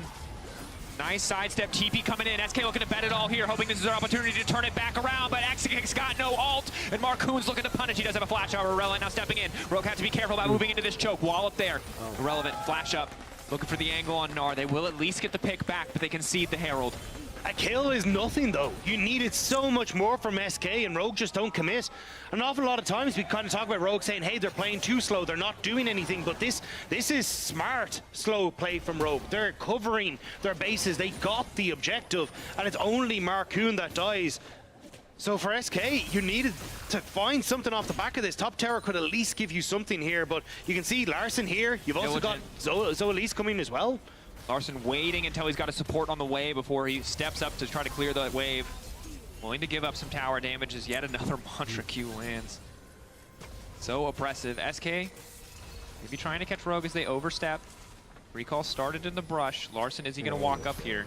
I think he just doesn't need to take any risks as long as he plays really safe. Rogue are so favored. This is slightly risky though for Rogue. I think at this stage you do actually abandon this top side off this next wave. They could set up for a dive. Xin Zhao's in that bottom half of the map, and I think you could have tried to check onto mid lane turret, but the wave, again, just Larson clearing it out. And you have to wonder if SK should just go for the dive anyway, but they don't have perfect information. This is bothering me. They don't want to risk it. So the gold is close. The gold is so close, and most of that is irrelevant right now. Holding on to a CS lead despite conceding that tower, has the single kill in his name. Triforce there as well. We've seen miraculous Gnar ultimates turn games, but it's a lot to ask of Irrelevant after the week he's had. Struggled in a lot of these games. Of course, this is the time to turn it on, no doubt. Putting all your hopes on a single player, a terrible position to be in. That sounds like a good idea. Top lane going to be the focus for Rogue. Herald invested as well. You can see Comp starting to lean up towards that top side as Finn.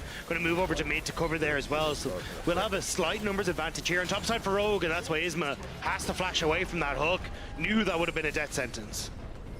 Comp wandering down. 141 broke the 125 point. Good. So now much easier. And here comes Harold, round 2. Larson feeling confident. Exakick. Alting and getting pulled back by Finn anyway. The timing from Finn, flawless. Don't quite have the follow-up as Harold. Gonna wander back into mid lane and get taken out by the tower. Won't be able to charge there. Player of the week is SK. Whippo. Continuing to step in. JoJo Pune out of Period of time where DOS was really powerful. It started to fade away. Can still be a massive threat in terms of CC. As Comp and Rogue group is 4. Niski will get the top lane tower. SK, Does have just TP. give us. Just give us. You get the tower. You don't need the dragon. You've already got 2. SK, I don't think you commit for this. Bit of a spectator objective here. Zizma just going to try to 50-50, hoping for the 3rd Drake. They're spending a lot of time, but at least they're ensuring that they can stop Rogue recalls. They got the TP out from Comp. Ulti in now. The Smolder cannot come from the fight. The knockback is there. The Crescent Guard. Irrelevant needs to knock 2 on the wall. And they might have found the angle. Their Dragon's already down, but Rogue now starting to fall. 2 members picked up. SK patient on the play. The TP from Niski paying off. As soon as Rogue commit Comp to the top side, Niski just TPs down. They were able to find the numbers advantage. Really well played by SK. They were happy to give the position on the Dragon, because as soon as you're in that position, Rogue are overextended. Ismail with a great ultimate across the back of the pit, and then Niski able to come back. At this stage, I think you had to give up tower or commit to a fight. But Rogue do nothing and get caught with their pants down.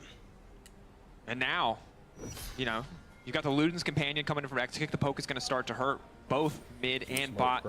Closer and closer to fully stacked up on that tier. Poke is going to start to hurt here. There's a glimmer of hope for the side of SK. 1K gold lead in their favor. 2 Drakes, something to play around now. They don't have to be as scared. Comp, though, still ahead of schedule in terms of stacks. 19 minutes in, he's at 163. So SK have to play flawless if they want to win this game out against a fully stacked Smolder. Can never let themselves get low. Have to make sure every fight is in their favor. And that's why you need to commit multiple members to mid lane here. The thing is, with Comp having push in mid, it gets really difficult for Zoelise not to just fly back and forth, matching wherever Isma and Dossa are going to be placing the map.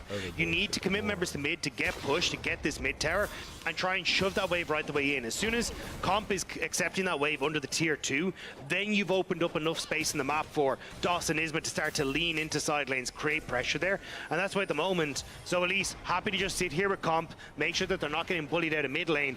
And you can even see Marcoon as well, setting up vision, gets the Scuttle Crab, getting some of the pink ward in the top side of the river. Relevant, just continuing to hit the tower here. Focused on the objective, about to go Mega. Niski waiting in the darkness. Finn goes for the pullback. Finn goes for the all-out. Irrelevant holding, waiting for the TP to complete. Niski needs to back up, though. He's about to get rooted down. He goes to the tower, just desperately wants to finish it. Goes for the full committal here as Finn just backs away from the Gnar. Irrelevant goes over the wall. He gets 1, but now Doss is on the way in, and Larson needs to run. Goodness. That's Hextech ultimatum. Larson caught up. Rogue are here for the turn again. SK have just overcommitted, and Rogue are there to punish. Double kill for the Smolder. That's exactly what I was talking about. If you don't get control of mid, it's so easy for Rogue to answer for these side lane plays. The push comes through with the 3-man stack from the mid lane. And as soon as SK try to commit to this, the immediate roam down. So even though you have DOS, you're completely desynced. You can't link both the Kai'Sa and the Maokai onto this bot side. And Rogue collapsed beautifully here to turn this one around. Could they have linked? And I gotta say credit. Let me see real quick. You can't link both the Kai'Sa. Even though you have DOS, you're completely desynced. You can't link both the Kai'Sa and the Maokai onto this bot side. And Rogue collapsed beautifully here to turn this one around. And I gotta say credit to Larson. He's been on the edge of death so many times. He absorbed so much pressure in the early game. And while he hasn't had the flashiest impact on this one, he just keeps managing to survive. He built the Banshees. He knows his role. Just live, protect the Smolder. That's all he has to do. A little bit safer now for the plays to come. The Banshees effective against the poke, but the Acathian Rain will knock it off. Rogue start to look towards the Baron soon. I think it's going to be more getting vision and trying to get this mid lane tower for the moment. Yes, Comp can do a lot of damage, but they do need to wait up Zoelise. Spots Isma. This may be an overextension. Niski here too. Zoelise, Celestial opposition and Aftershock fading away. That should just be a dead Nautilus. Overconfidence and now Irrelevant here. This could be big. The punish massive as Irrelevant has already moved down. Larson not going to be able to get away from this one. There's just too much CC. All of Rogue running, and this is their chance. Because while Rogue are slow on the Baron, SK will tear through it with the power of that Kaisa. Way too far for Zoe. They didn't have that mid lane turret down. No one could link up with them. And immediately SK realized a great TP from Irrelevant to shut out Larson as well. And that's Baron given across. A massive upset for Zoe. Has stepped so far, so many days. Overconfidence when he moved into the blue earlier. Pushing Ismo away, forcing the smite. Felt that same confidence stepping into the jungle, but this time it was punished. SK, gold advantage. Poke build starting to come online. The Maokai, in terms of relevancy, it feels like it's already more powerful than the Xin in a lot of circumstances. The tools are there for SK now to bring it home, but they have to play clean. Rogue did get the mid lane tower down, though. And with the push the comp has, they can actually push that mid wave into the tier 2. You can see X-Kick stepping back into mid lane to accept the wave. 16 seconds on towards Dragon. Next wave, comp pushes, and immediately Rogue want to try and move in towards River. So SK already setting up here, but they do risk a potential as Rogue start to push in towards the tier 2. Larson isn't with them, though. He was spot on top side. SK considering going for the all-in there, not having teleport for Larson could have been a bit worrisome there, and honestly, we'll just give Dragon to SK. Interesting position for SK, of course. Desperately want to secure Soul Point. Not an ideal use of the Baron. You'd always love to be pushing towers, but know that this is their one guaranteed window of strength. Again, pushing into towers against a Smolder is difficult because you're just giving him free stacks if you do not take the objective. 206 for comp, a couple waves away. Honestly, could just get it in the middle of the fight if SK are able to find one. No real commitment, though. You see Irrelevant already moved topside to try and push out that wave, but I think you just let it go so you can get this mid lane Terra now. It will fall in the next wave, but SK kind of spreading themselves a little bit thin at the moment. Not able to get too much more. A minute on this, the Red Bull Baron power play. You'll get 2 more waves, but you're not really going to get anything apart from this mid lane turret, so not a huge amount gained for SK in the grand scheme of things. But you buy more time to get to third items. Pen is starting to come through. Can't get that turret right there. Components there, and the Blightning Jewel. Wow. As well as the last Whisper on the side of SK. Irrelevant still pulling in on the top side. Has the Black Cleaver as well. Has just been running top lane. 2.6k individual gold lead. No doubt the hero of this game. The good moments from SK to bring themselves back, but Irrelevant so consistent in this one when it matters most. 2, 1, and 3. What about that? Set up to succeed with counter pick. SK getting paid for that investment in him. Oh, they got that too. But this is exactly where SK want to be. They want to be able to start to poke. They want to be able to look to siege up. They want to be able to group underneath these towers and look for Isma to zone them off like this. Not a huge amount of poke done, but so at least. Comp has to be careful about stepping this far in. Instantly, the Nard is going to knock him into the wall. The wall up, ready and available. It's just 100-0. Oh my God. Might as well be a burst mage. Relevant. The shield does not matter. They're going to get one back. Irrelevant now going to be in trouble, but they can't burn him down. SK, they smell blood in the water. They need to go. The monster Qs from Larson are massive to the Soul Flare. The first one to get connect. Wants to get another. He's hitting so many targets. He just keeps firing them out, but the wave is here. SK, objective in their sights is the Baron phase. They will take the tier 2. Finn went over the wall and Irrelevant didn't, so Finn essentially just stuck on the opposite side in his own base as Irrelevant manages to step away, but this was great. Group up the siege is perfect, and that ult from Isma locking up comp as well, as Irrelevant able to pick him off with Zoe Stein on the top side. And they're not sure if we get to see it here, but Finn, watch the ult here. Finn goes over the wall, but Irrelevant doesn't. And it means that then Irrelevant able to walk away. Just a couple more autos could have finished him off. And then SK back it on up and are able to walk away. You can see the hope, you can see the optimism, the fear in the faces of the SK staff. They know. Trinity for it. Ball is in their court. It has been so many times. The gold lead feeling massive, feels nigh insurmountable. It is still against the Smolder. I don't know. Still 3 stacks away from that execute. Things get a little easier if they get Soul. But this is the thing, the safe space on the map here for Rogue has gone completely away. All you really get is this position that is really going to be safe. Apart from that, you don't control your jungle anymore unless DOS takes a step too far forward. But it means that you constantly, if you want to try and defend this bot lane tower, have to wrap all these little jump points around, whereas you get these quick movements back and forth across the map for SK, and that becomes very dangerous, and now Finn is going to learn all about it. Finn, blast cones out to safety. I mean, it's so dangerous now. Less than 2 minutes on Soul Point for SK. Rogue gonna need to take that one away. 1:30 till the Baron. For now, Rogue happy to just absorb the pressure. Comp will hit the break point. 228 now, continuing to farm. The execute is there, and the fights to come.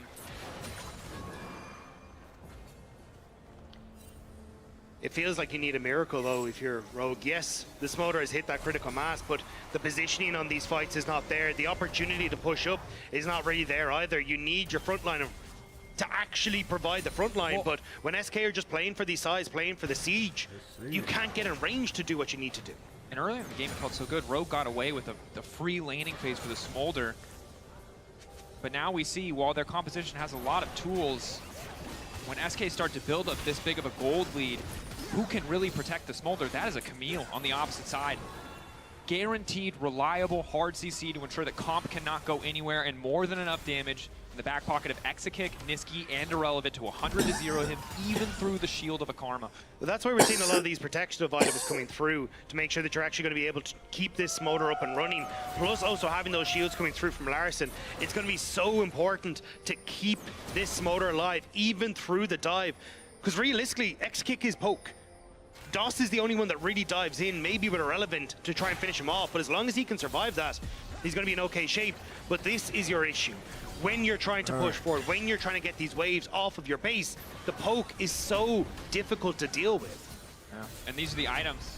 The reason this poke is starting to hit, the Finn and Mark doing relatively okay, is the gold you gave away in these last few plays. Exakick still deathless despite the difficult start. Niski able to get double shutdowns. But look how dark the map is. I mean, shout out to our observers there. You can see they don't know. Irrelevant will pop up every so often, but is Irrelevant coming behind? Because Isma's already in a position, and Irrelevant is going directly towards Comp. Hook now coming in, or Alti now coming in. Zoli's trying to make it out safety. Irrelevant off to the side. Larson TPing into the midst of the fight, but there's not a lot to grab. The kill already down. Irrelevant finding one. DOS wants to keep it going. Exekick immediately onto the backside, and they're tearing through Rogue. Larson holding on. Finn holding on. Can they make it happen? Pulled back onto the tower. Larson taken out. It is Finn versus the world. Irrelevant says, not today! An entire season of despair, of throws. It almost fell apart for SK, but in the moment where it mattered most, they go for the throat. They find the end, and SK Gaming are going to playoffs. There's woes, there's throws, but at the end of the day, there's still POs for SK. An incredible comeback for SK in that one. We'll see them making it to playoffs. Confidence, the mental to hold on. Despite a difficult start, they kept it close, they kept it within touching distance. They didn't worry about the Smolder. Kept the eye on the prize on their own win conditions. Punishing Rogue when they overstepped. Taking that Baron in a moment of confidence and gaining control of the game, bringing it home. Condolences, of course, to Rogue. A heroic effort in this final week to get as far as they did to beat SK earlier in the day, but here in the tiebreaker, SK come out on top. Those moments are going to play on the minds of Rogue, though. So close, and you can see it for Larson there. They knew they had it. They had the lead. They had those moments, but one or two missteps at vital moments gave this game back to SK. He's scrubbed. And now it'll be a long L wall before we get to see Rogue on our screens once more. Certainly will be. Rogue and KC stepping away. They'll rejoin us in the summer split. After MSI, a long time for SK to challenge in front of them. Not a lot of time to prepare. 3 days more of scrims. All right. Recenter yourself, come back. All right, so let's end this.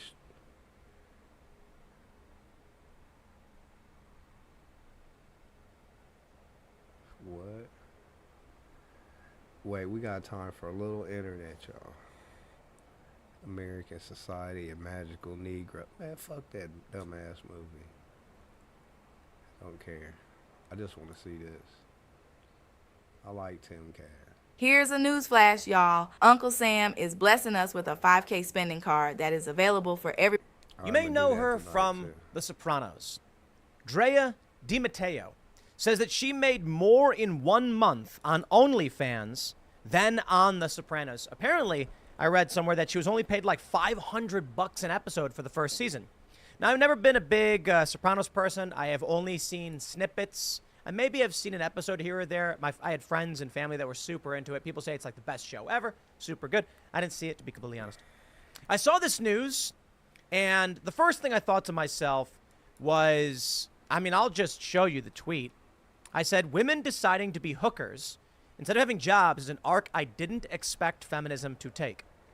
And I mean, I'm only half serious, but this resulted in Drea responding and calling me a name, which I believe she is wrong, but I also think exposes the hypocrisy and the shame of being a hooker.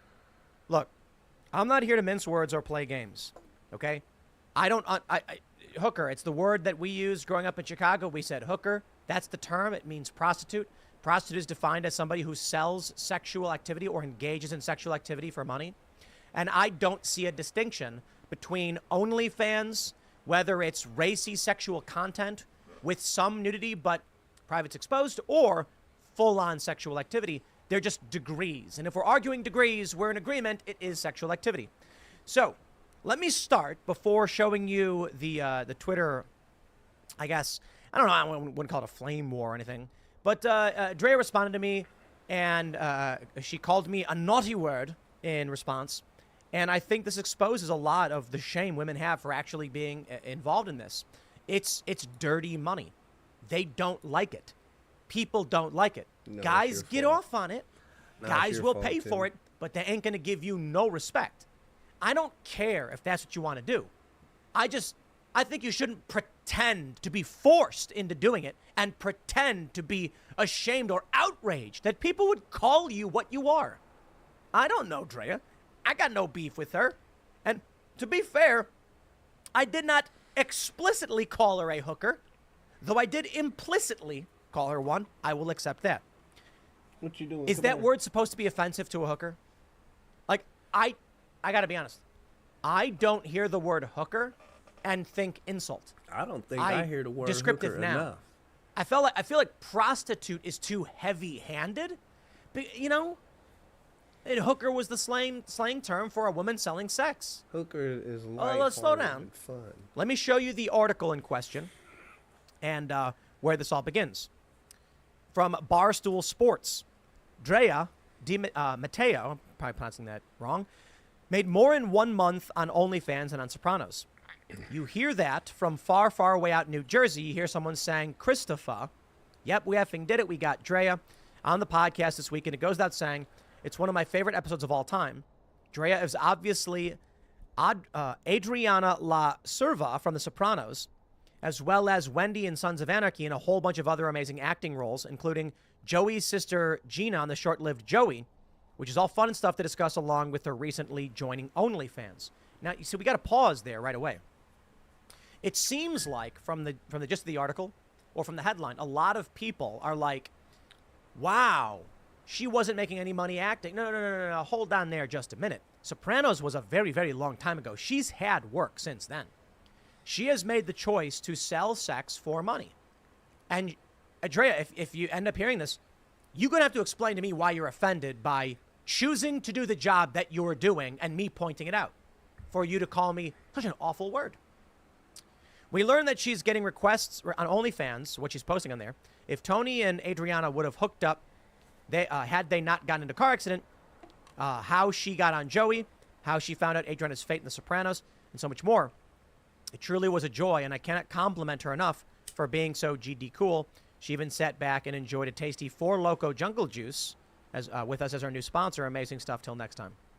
So there was a bunch of big news last year about her joining OnlyFans. And now, I will be fair on this. I said, women deciding to be hookers instead of having jobs is an arc I didn't expect feminism to take. And the post has gotten 4.4 million views. And because there's Cassandra pointing out, she's 52 years old as well. Now, here's an image. I don't know if this is an OnlyFans image or what this image is. But you can see that her boobs are mushed and pressed up and sticking out. Whatever. I looked into it. And what I can say is, there are images purportedly from her OnlyFans of her fully nude, but covering herself, and other images that are sexually suggestive, like an up-close photograph of her boobs in a bikini. Now, by all means, many people may say, no, you can't say that a woman posting a picture of her boobs is sexual activity or whatever. It's like, no, hold on. Let me tell you this. Who's looking Personally, at that? I am of the opinion that we are only arguing now degrees of sexual activity. If okay. Nobody wants to see that. I don't want to trick anybody. I don't want to, you know, whatever. Let me shut up. Okay, we don't doing that. We're not doing that.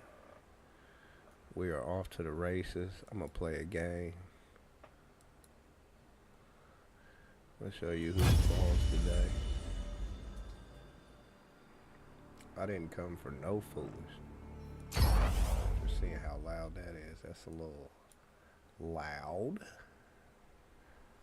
A little loud. Let's go.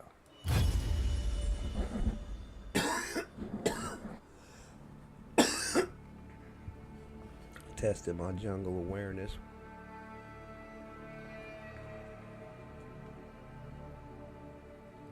Where is the operator off?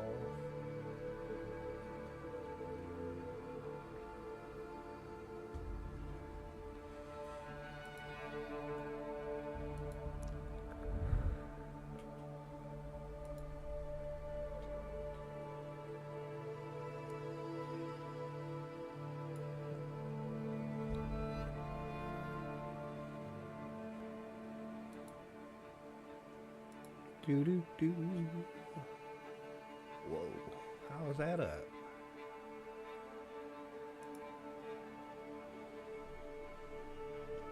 I gotta get my shit together, baby.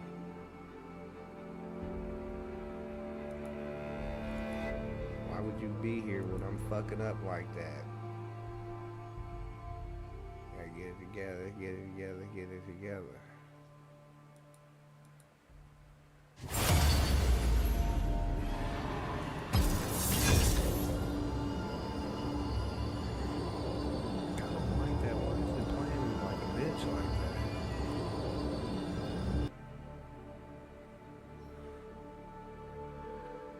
Shit is always on some bullshit. Always on some bullshit.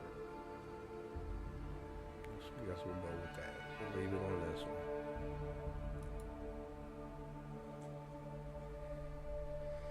The paint was good. I like the paint.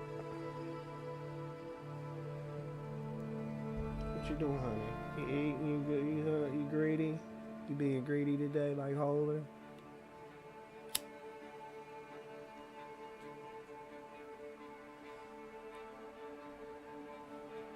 Where's my subscribers that don't like me?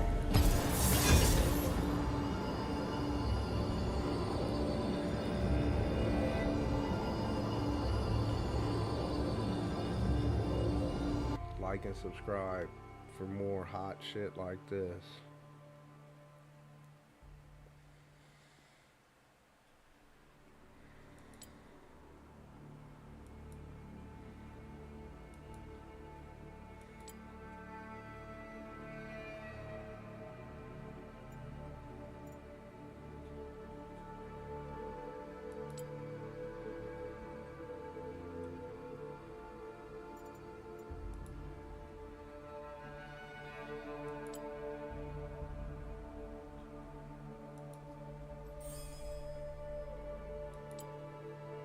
What do I gotta claim something?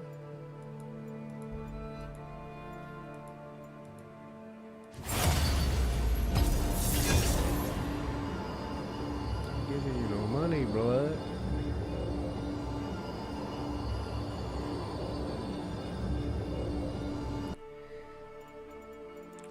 What can I win?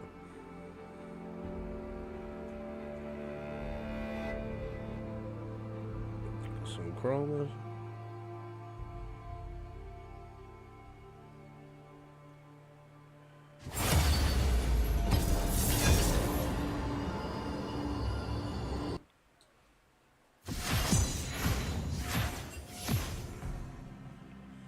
Let's see how much this dumbass battle pass is. I want to play some volley today.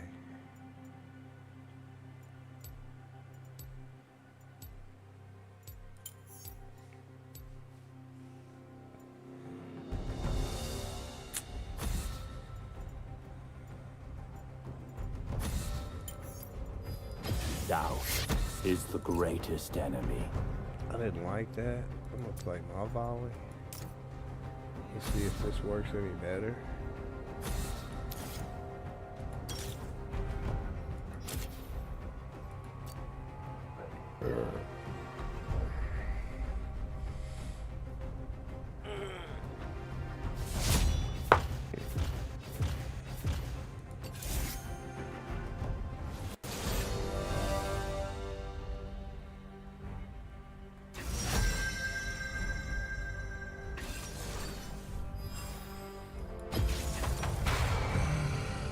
Feel the power of the wild. Here's a Titty Pierce Bear. I wanted to play Titty Pierce Bear.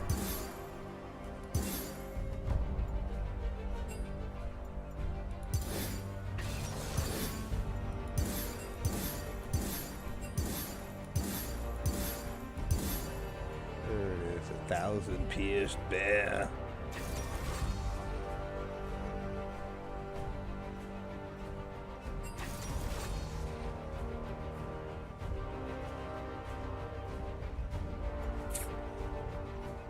Man, I wish I was that guy. Nah, we good. Yeah, we got it.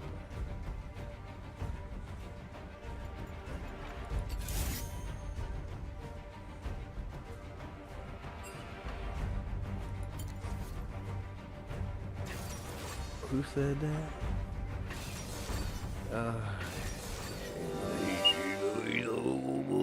Kindred. Oh, good God. So all I need is to build hella armor.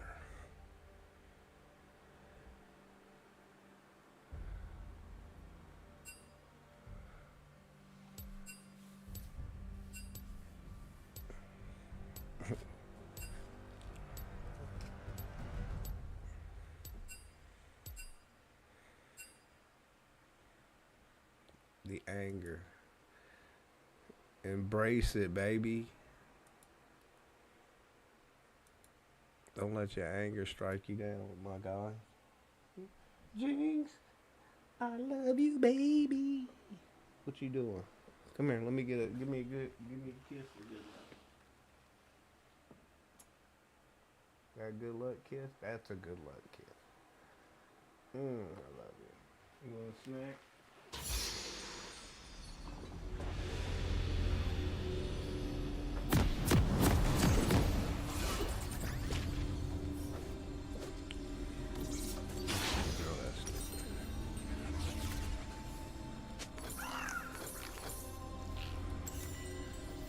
Gods do not beg. We take what is ours. Welcome to Summoner's Rift.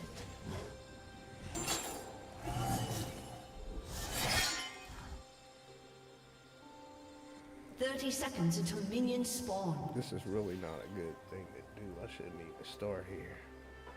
I should start red. But he can clear. I'm gonna start here and go full clear. It is better than staring at dirt. I just got the joke. Coward! I don't get it. Live for a few centuries, and you will try Minions have everything spawned. at least once.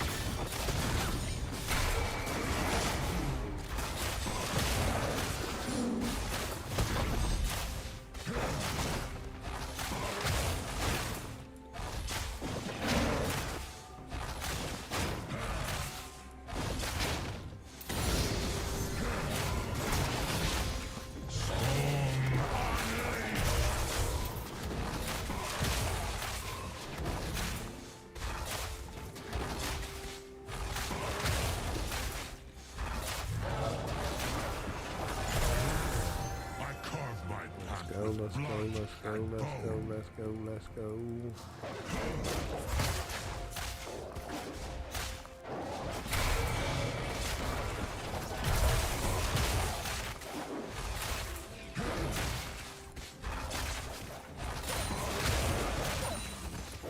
Battle boils the blood.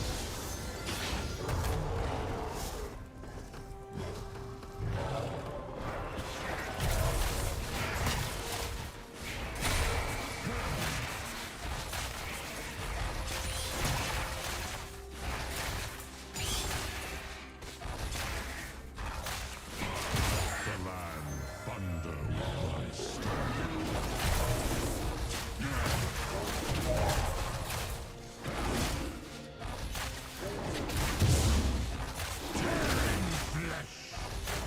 First blood. An enemy has been slain.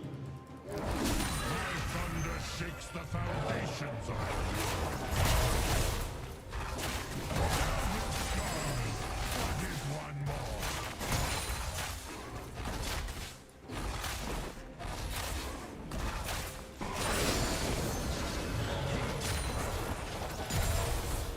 An ally has been slain. What the fuck?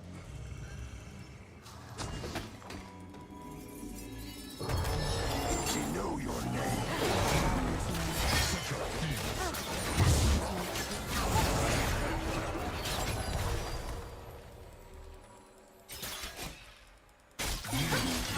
Such a feeble sacrifice.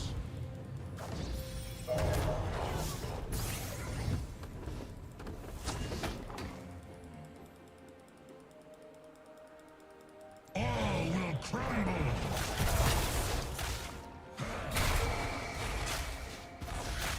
You ain't getting this one either, bitch. Let the storm follow in my wake.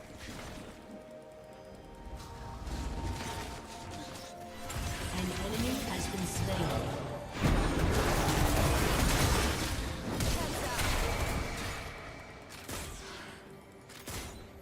That's right.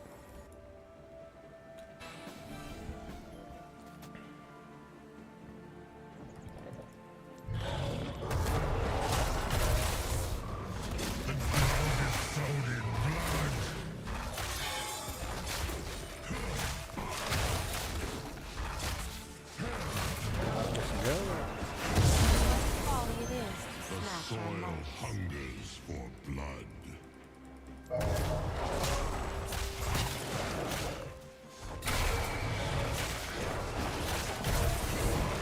An ally has been slain.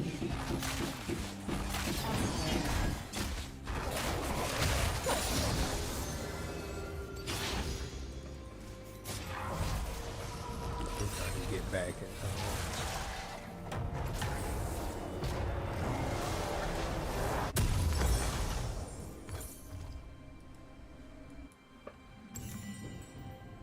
Let me see. Damn, I wish I had Ghost.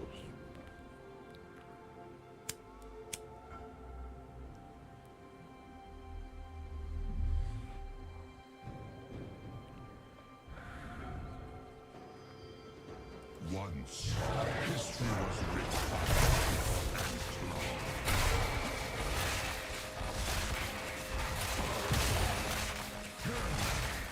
No! Mine!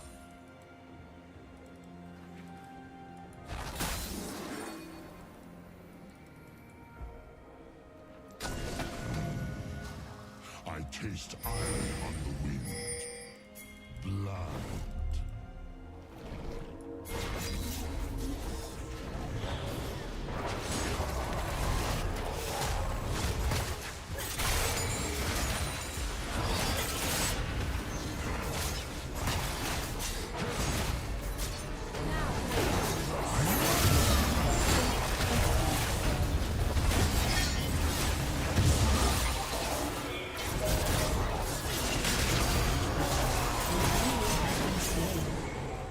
An ally has been slain. You have slain an enemy.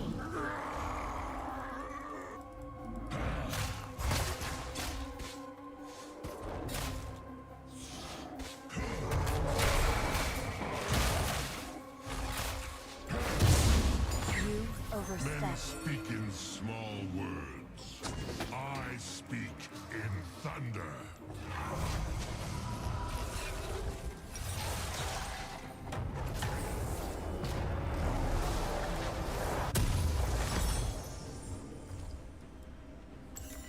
Let's go, baby.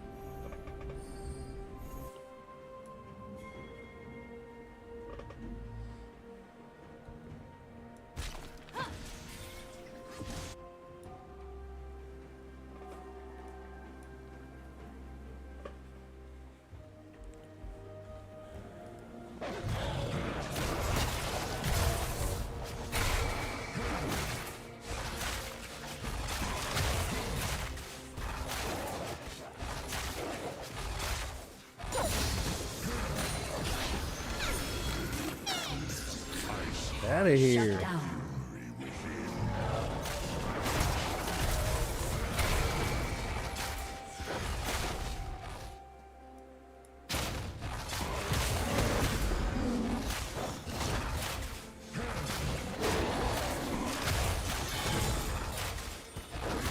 Creations of mortals fail. The wild remains. An ally has been slain. Enemy killing spree.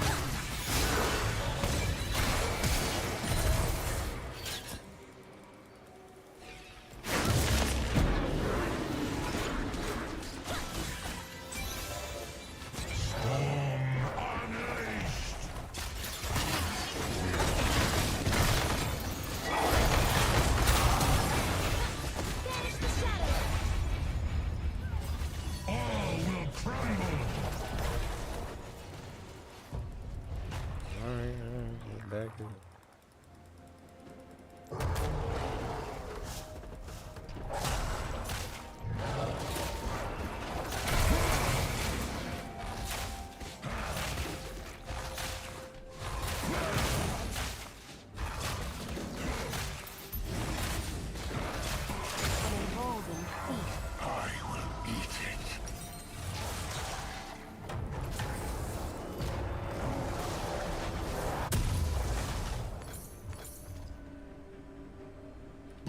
Crunch. You just blood drips.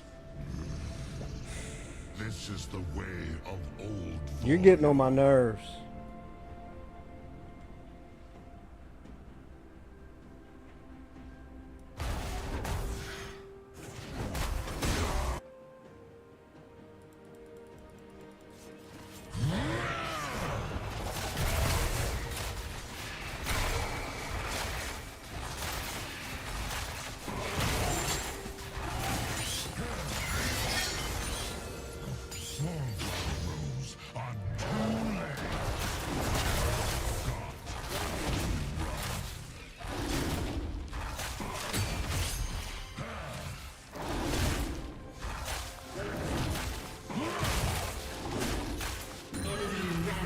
What is he doing?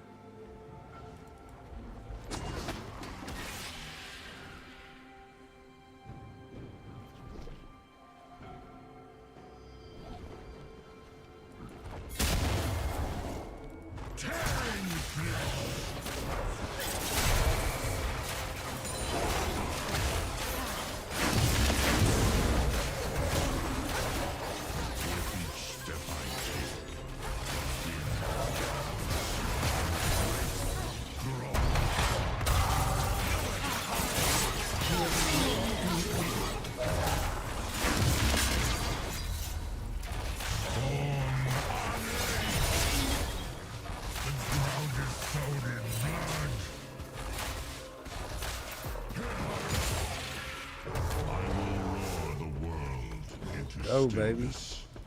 So must it be.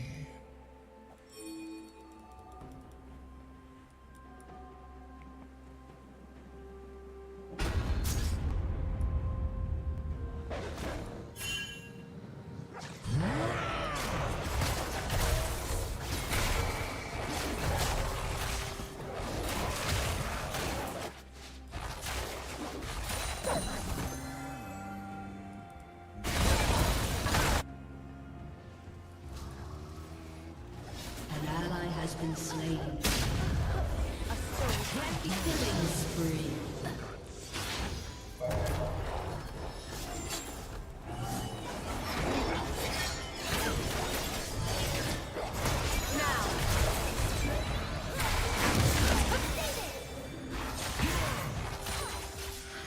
I split mountains with my rod. Go, baby.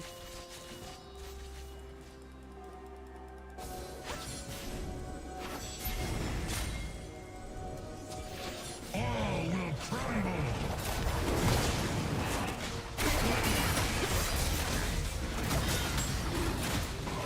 An enemy has been slain.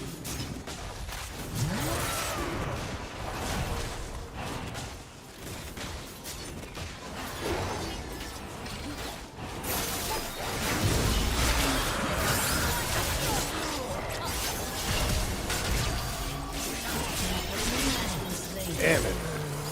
Shut down. An enemy has been slain.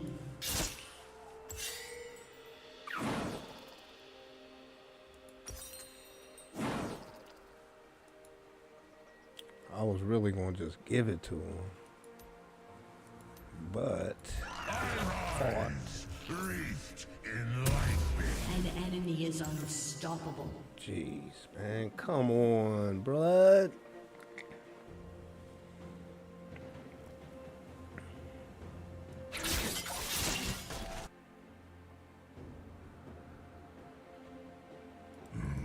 Hear thou our sacred tree, soil, beast, blood.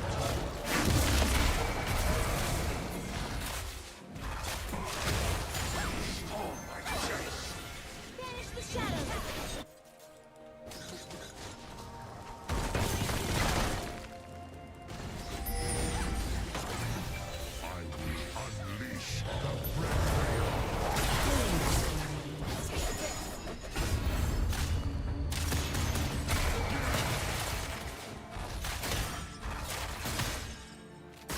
An enemy dominated. Banish the shadows! They have lost their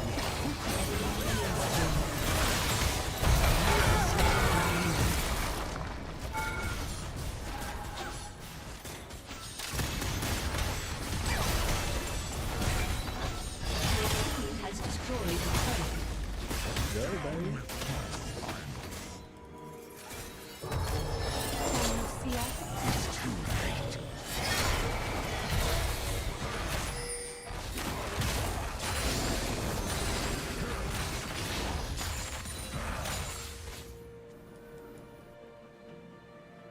To destroy is to free.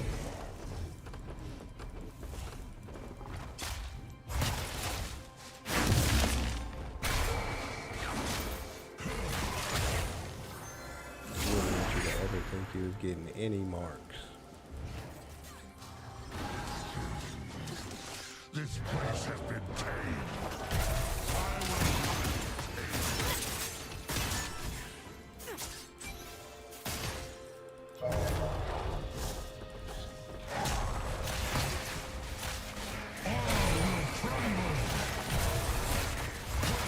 An ally has been slain.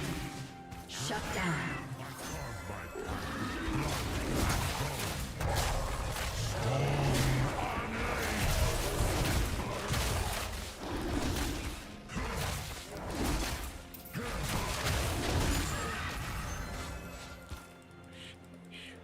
Oh, they gonna throw it. I hope they don't. Please don't.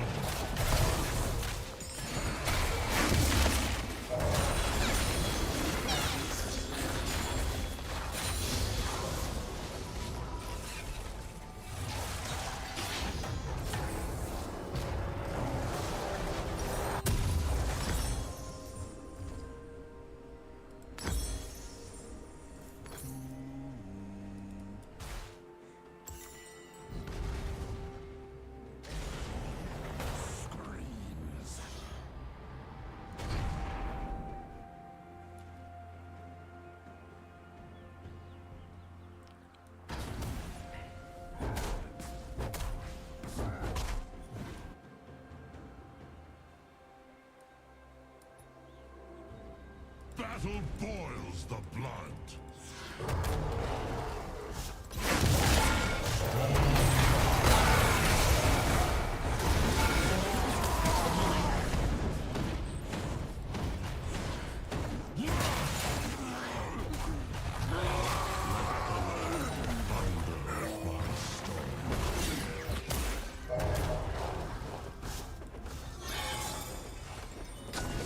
Enemy rampage.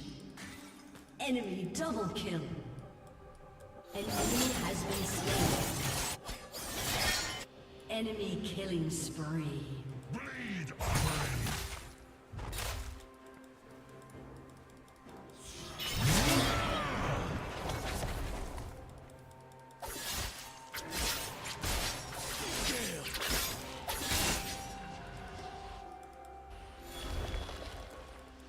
My thunder shakes the foundations of the world. All will tremble.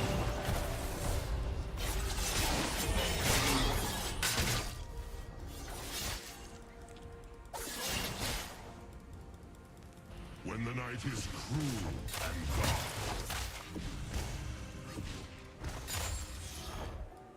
the ground is sown in blood.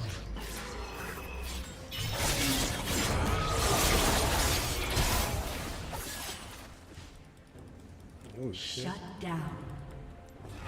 An enemy has been slain. Strong answers.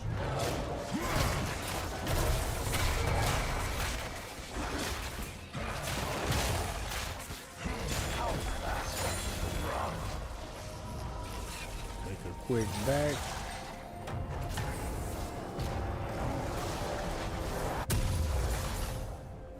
I am a god. I cannot die. But do I live if I am not? Trying to get ready for this next fight.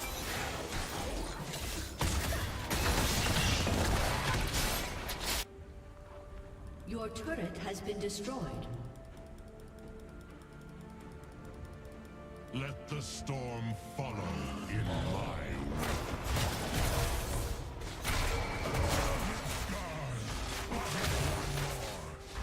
Your team has destroyed a turret. An enemy has been slain.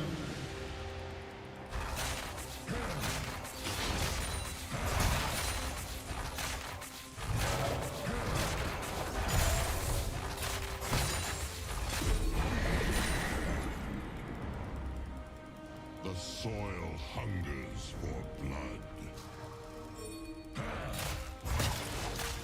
Your turret has been destroyed. An ally has been slain. Your turret has been destroyed.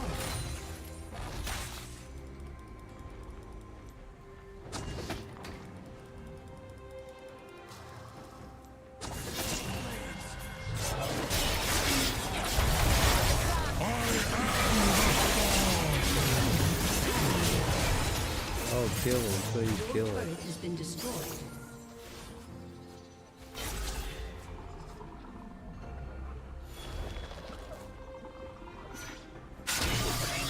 Shut down. How'd I get nothing for that?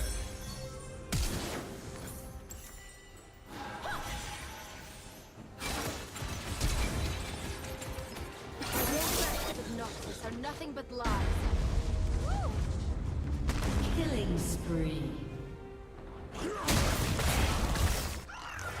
In my dreams, An ally has been slain. they are my Rampage.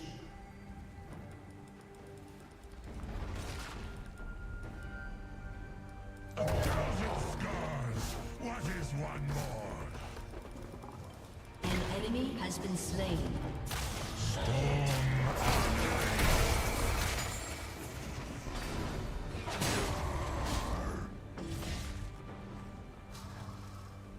Once, history was written.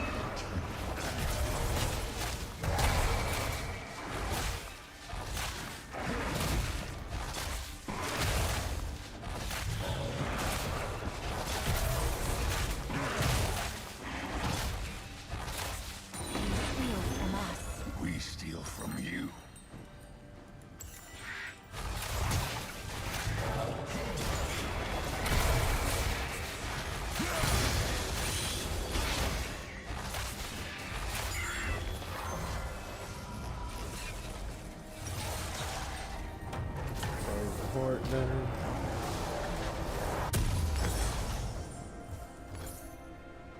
The land slumbers, but it is not dead. With my roar, why do I have two things? An ally has been slain. The enemy is legendary.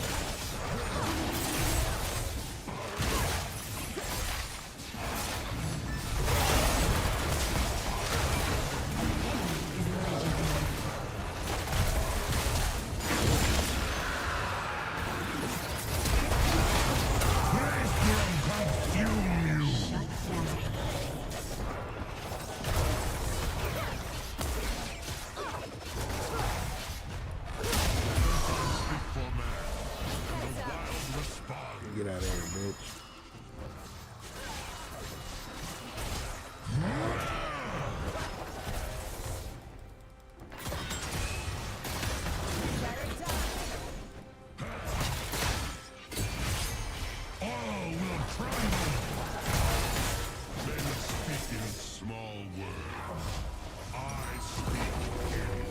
Speaking thunder, bitch.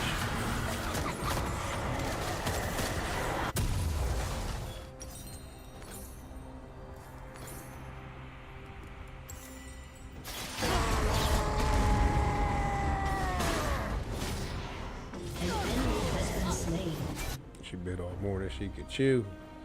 Even in a cowardly man, the heart is wild. Has been slain. Your team has destroyed the turret.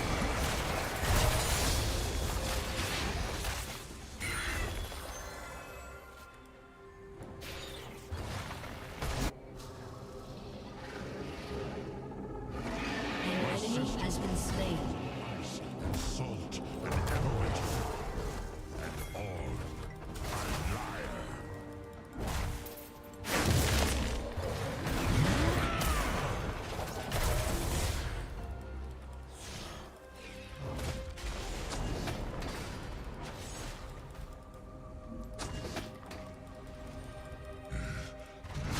Ice hides the fury. An ally has been slain.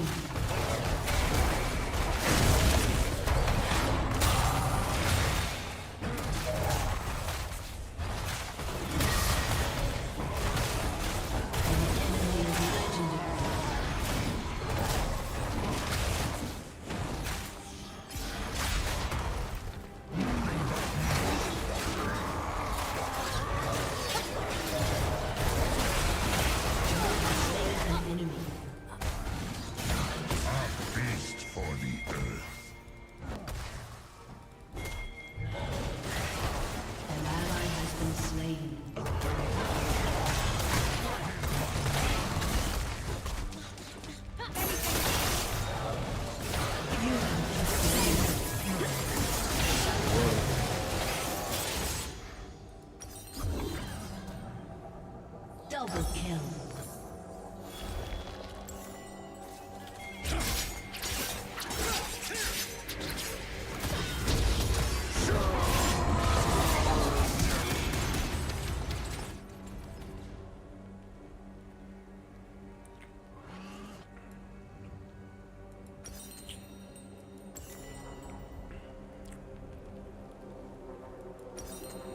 Our team is a lot stronger than they thought we was going to be.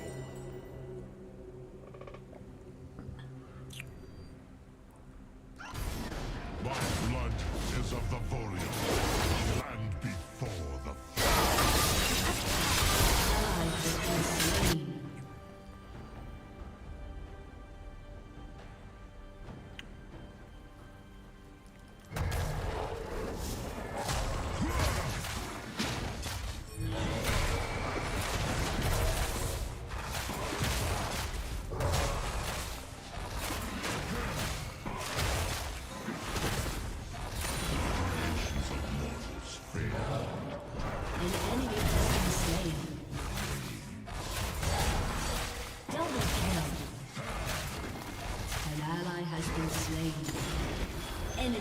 Double kill.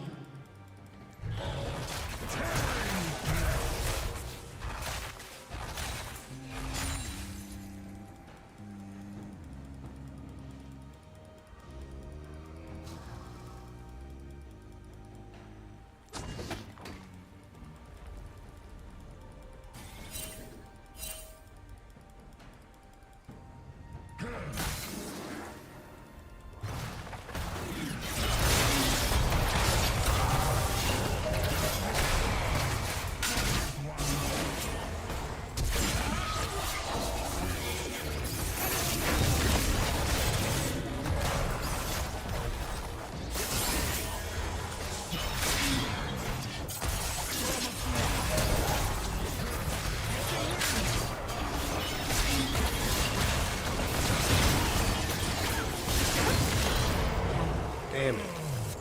You have been slain.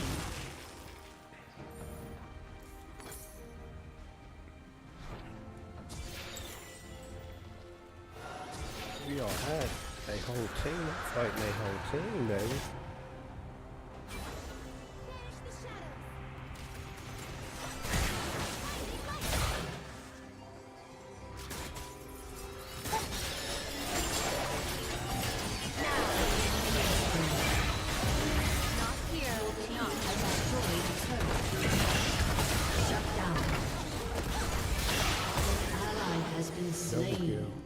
Your turret has been destroyed. Double kill. Whose heart calls the storm? Your turret has been destroyed.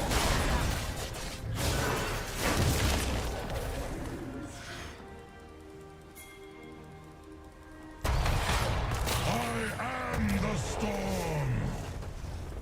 You mean to kill me? Storm of blades.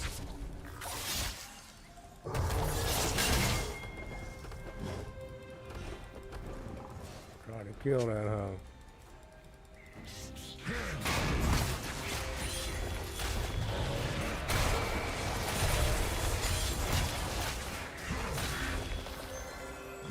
Warm Blood's rose on 2 legs.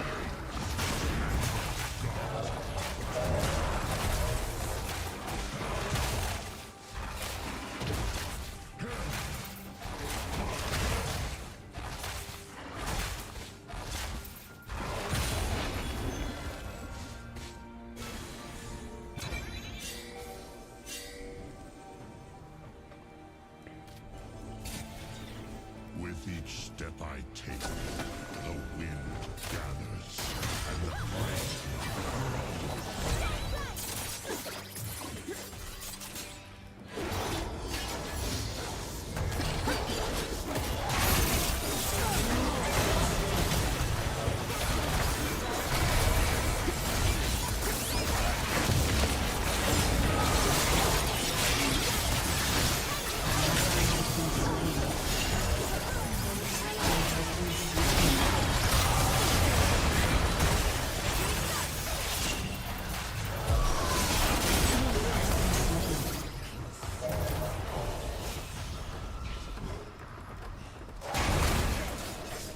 I split mountains with my rod.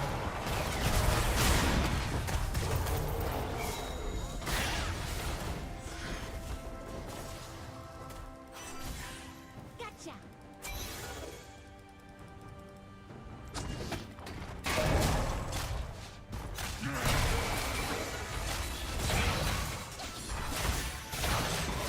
Many have tried to end me.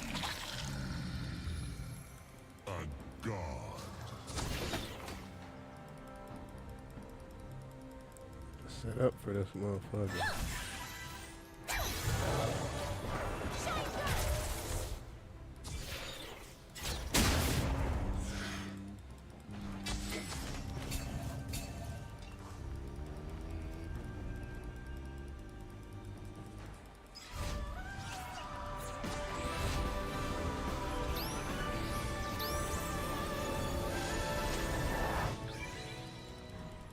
We got more time.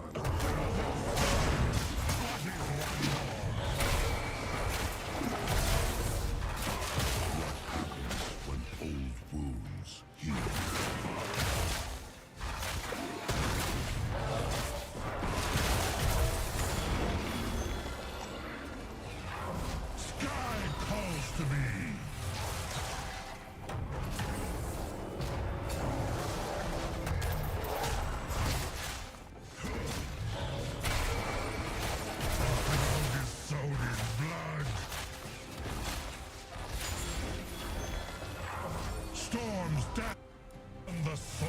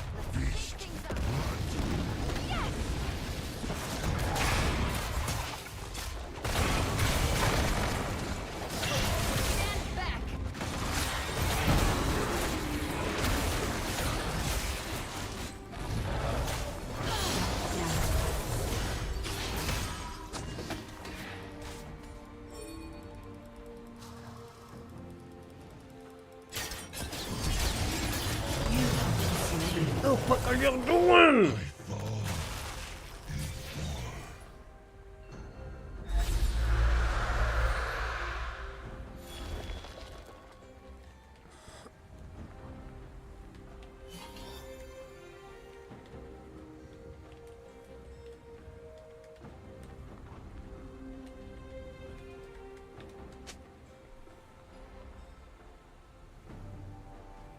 Shut down.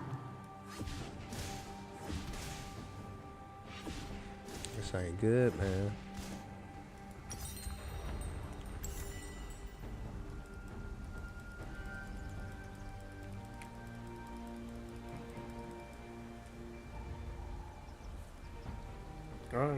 All right, let's go.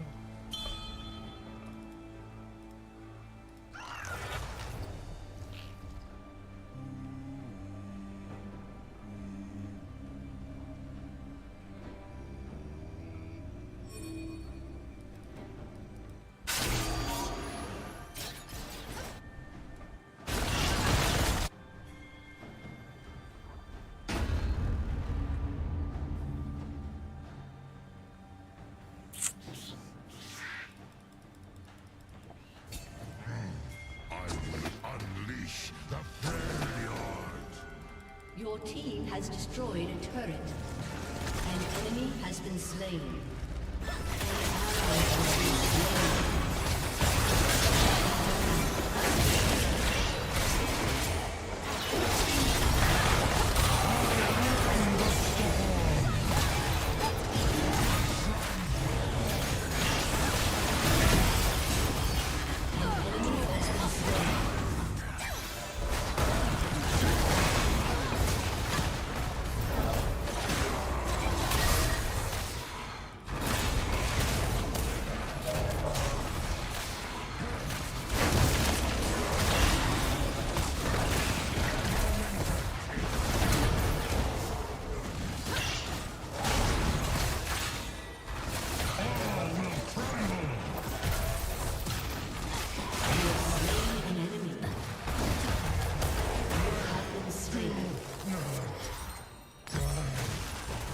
Jesus, man.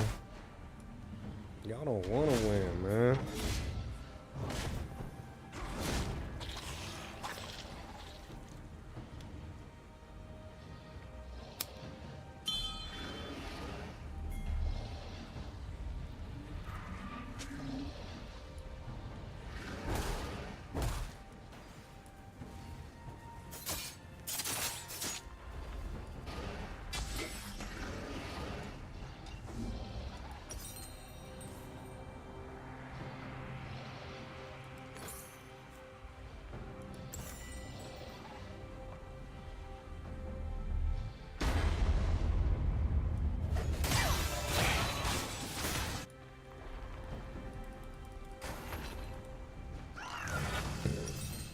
God cannot die.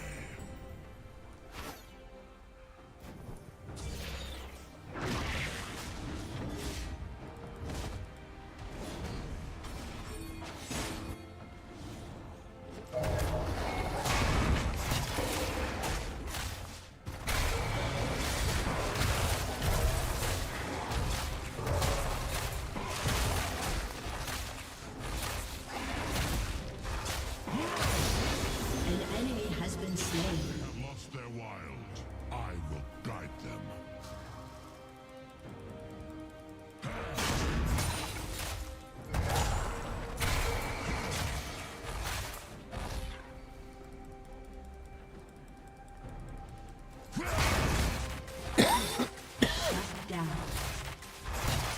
Shut down. An ally has been slain. To destroy is to free. An ally has been slain.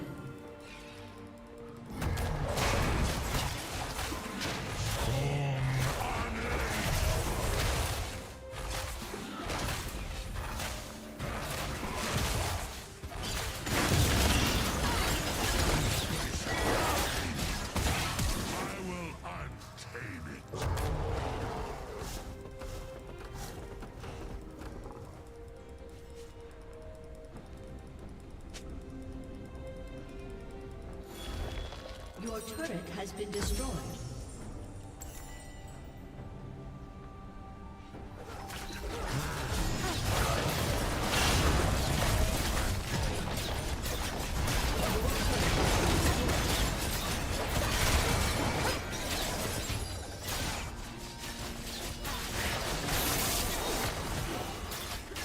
An enemy has been slain.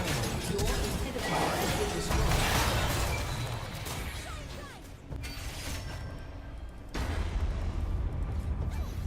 An enemy has been slain.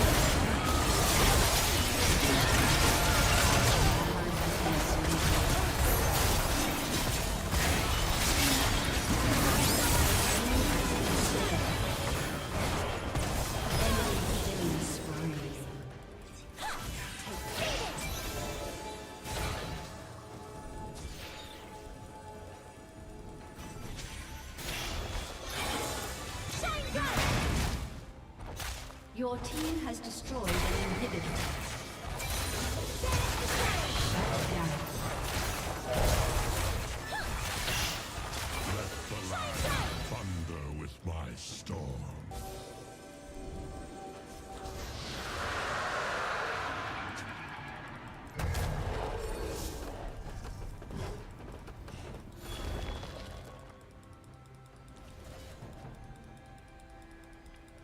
Nothing I could do. We couldn't fight for that. The foundations of the world.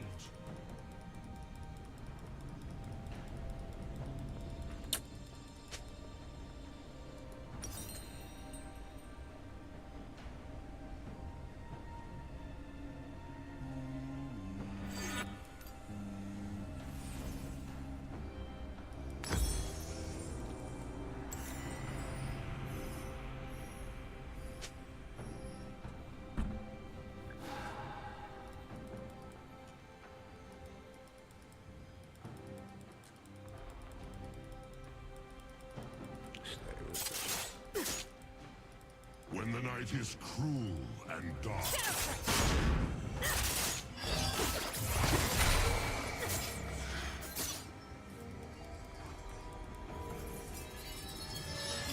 The hunt begins.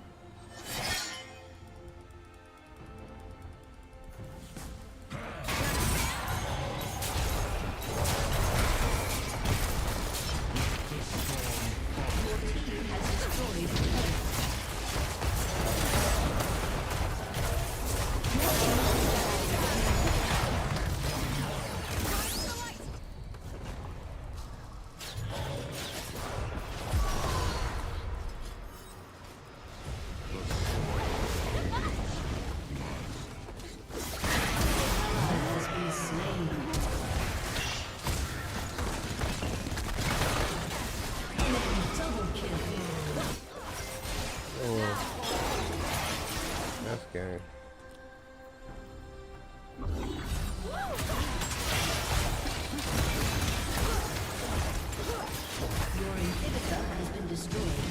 he fighting?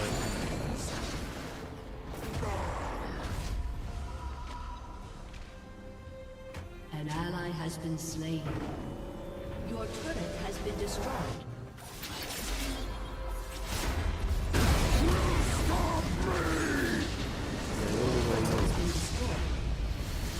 I'm not mad. Go to the store.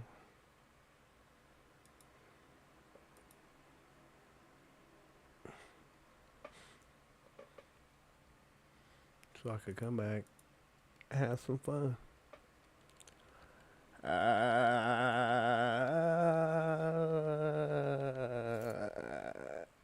Make me a pizza. Get crazy. Report Scion for intentionally feeding, because he did. Definitely did.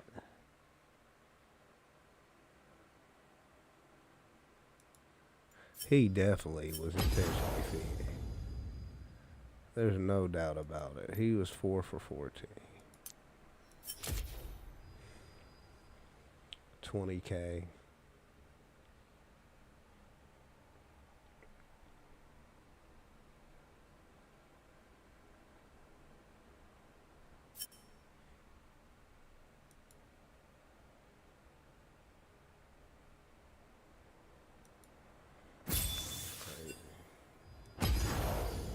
What a disgrace. He's just like his mother. I'm sorry. I didn't mean that. I'll be back, though. I'll be back. Gotta go to the stove, player. Gotta go to the stove. Already got a sweet thumbnail made up and everything. So, if you came in and watched some LEC with me, or if you watched some LEC with me, thank you. You probably won't, but fuck it. Alright.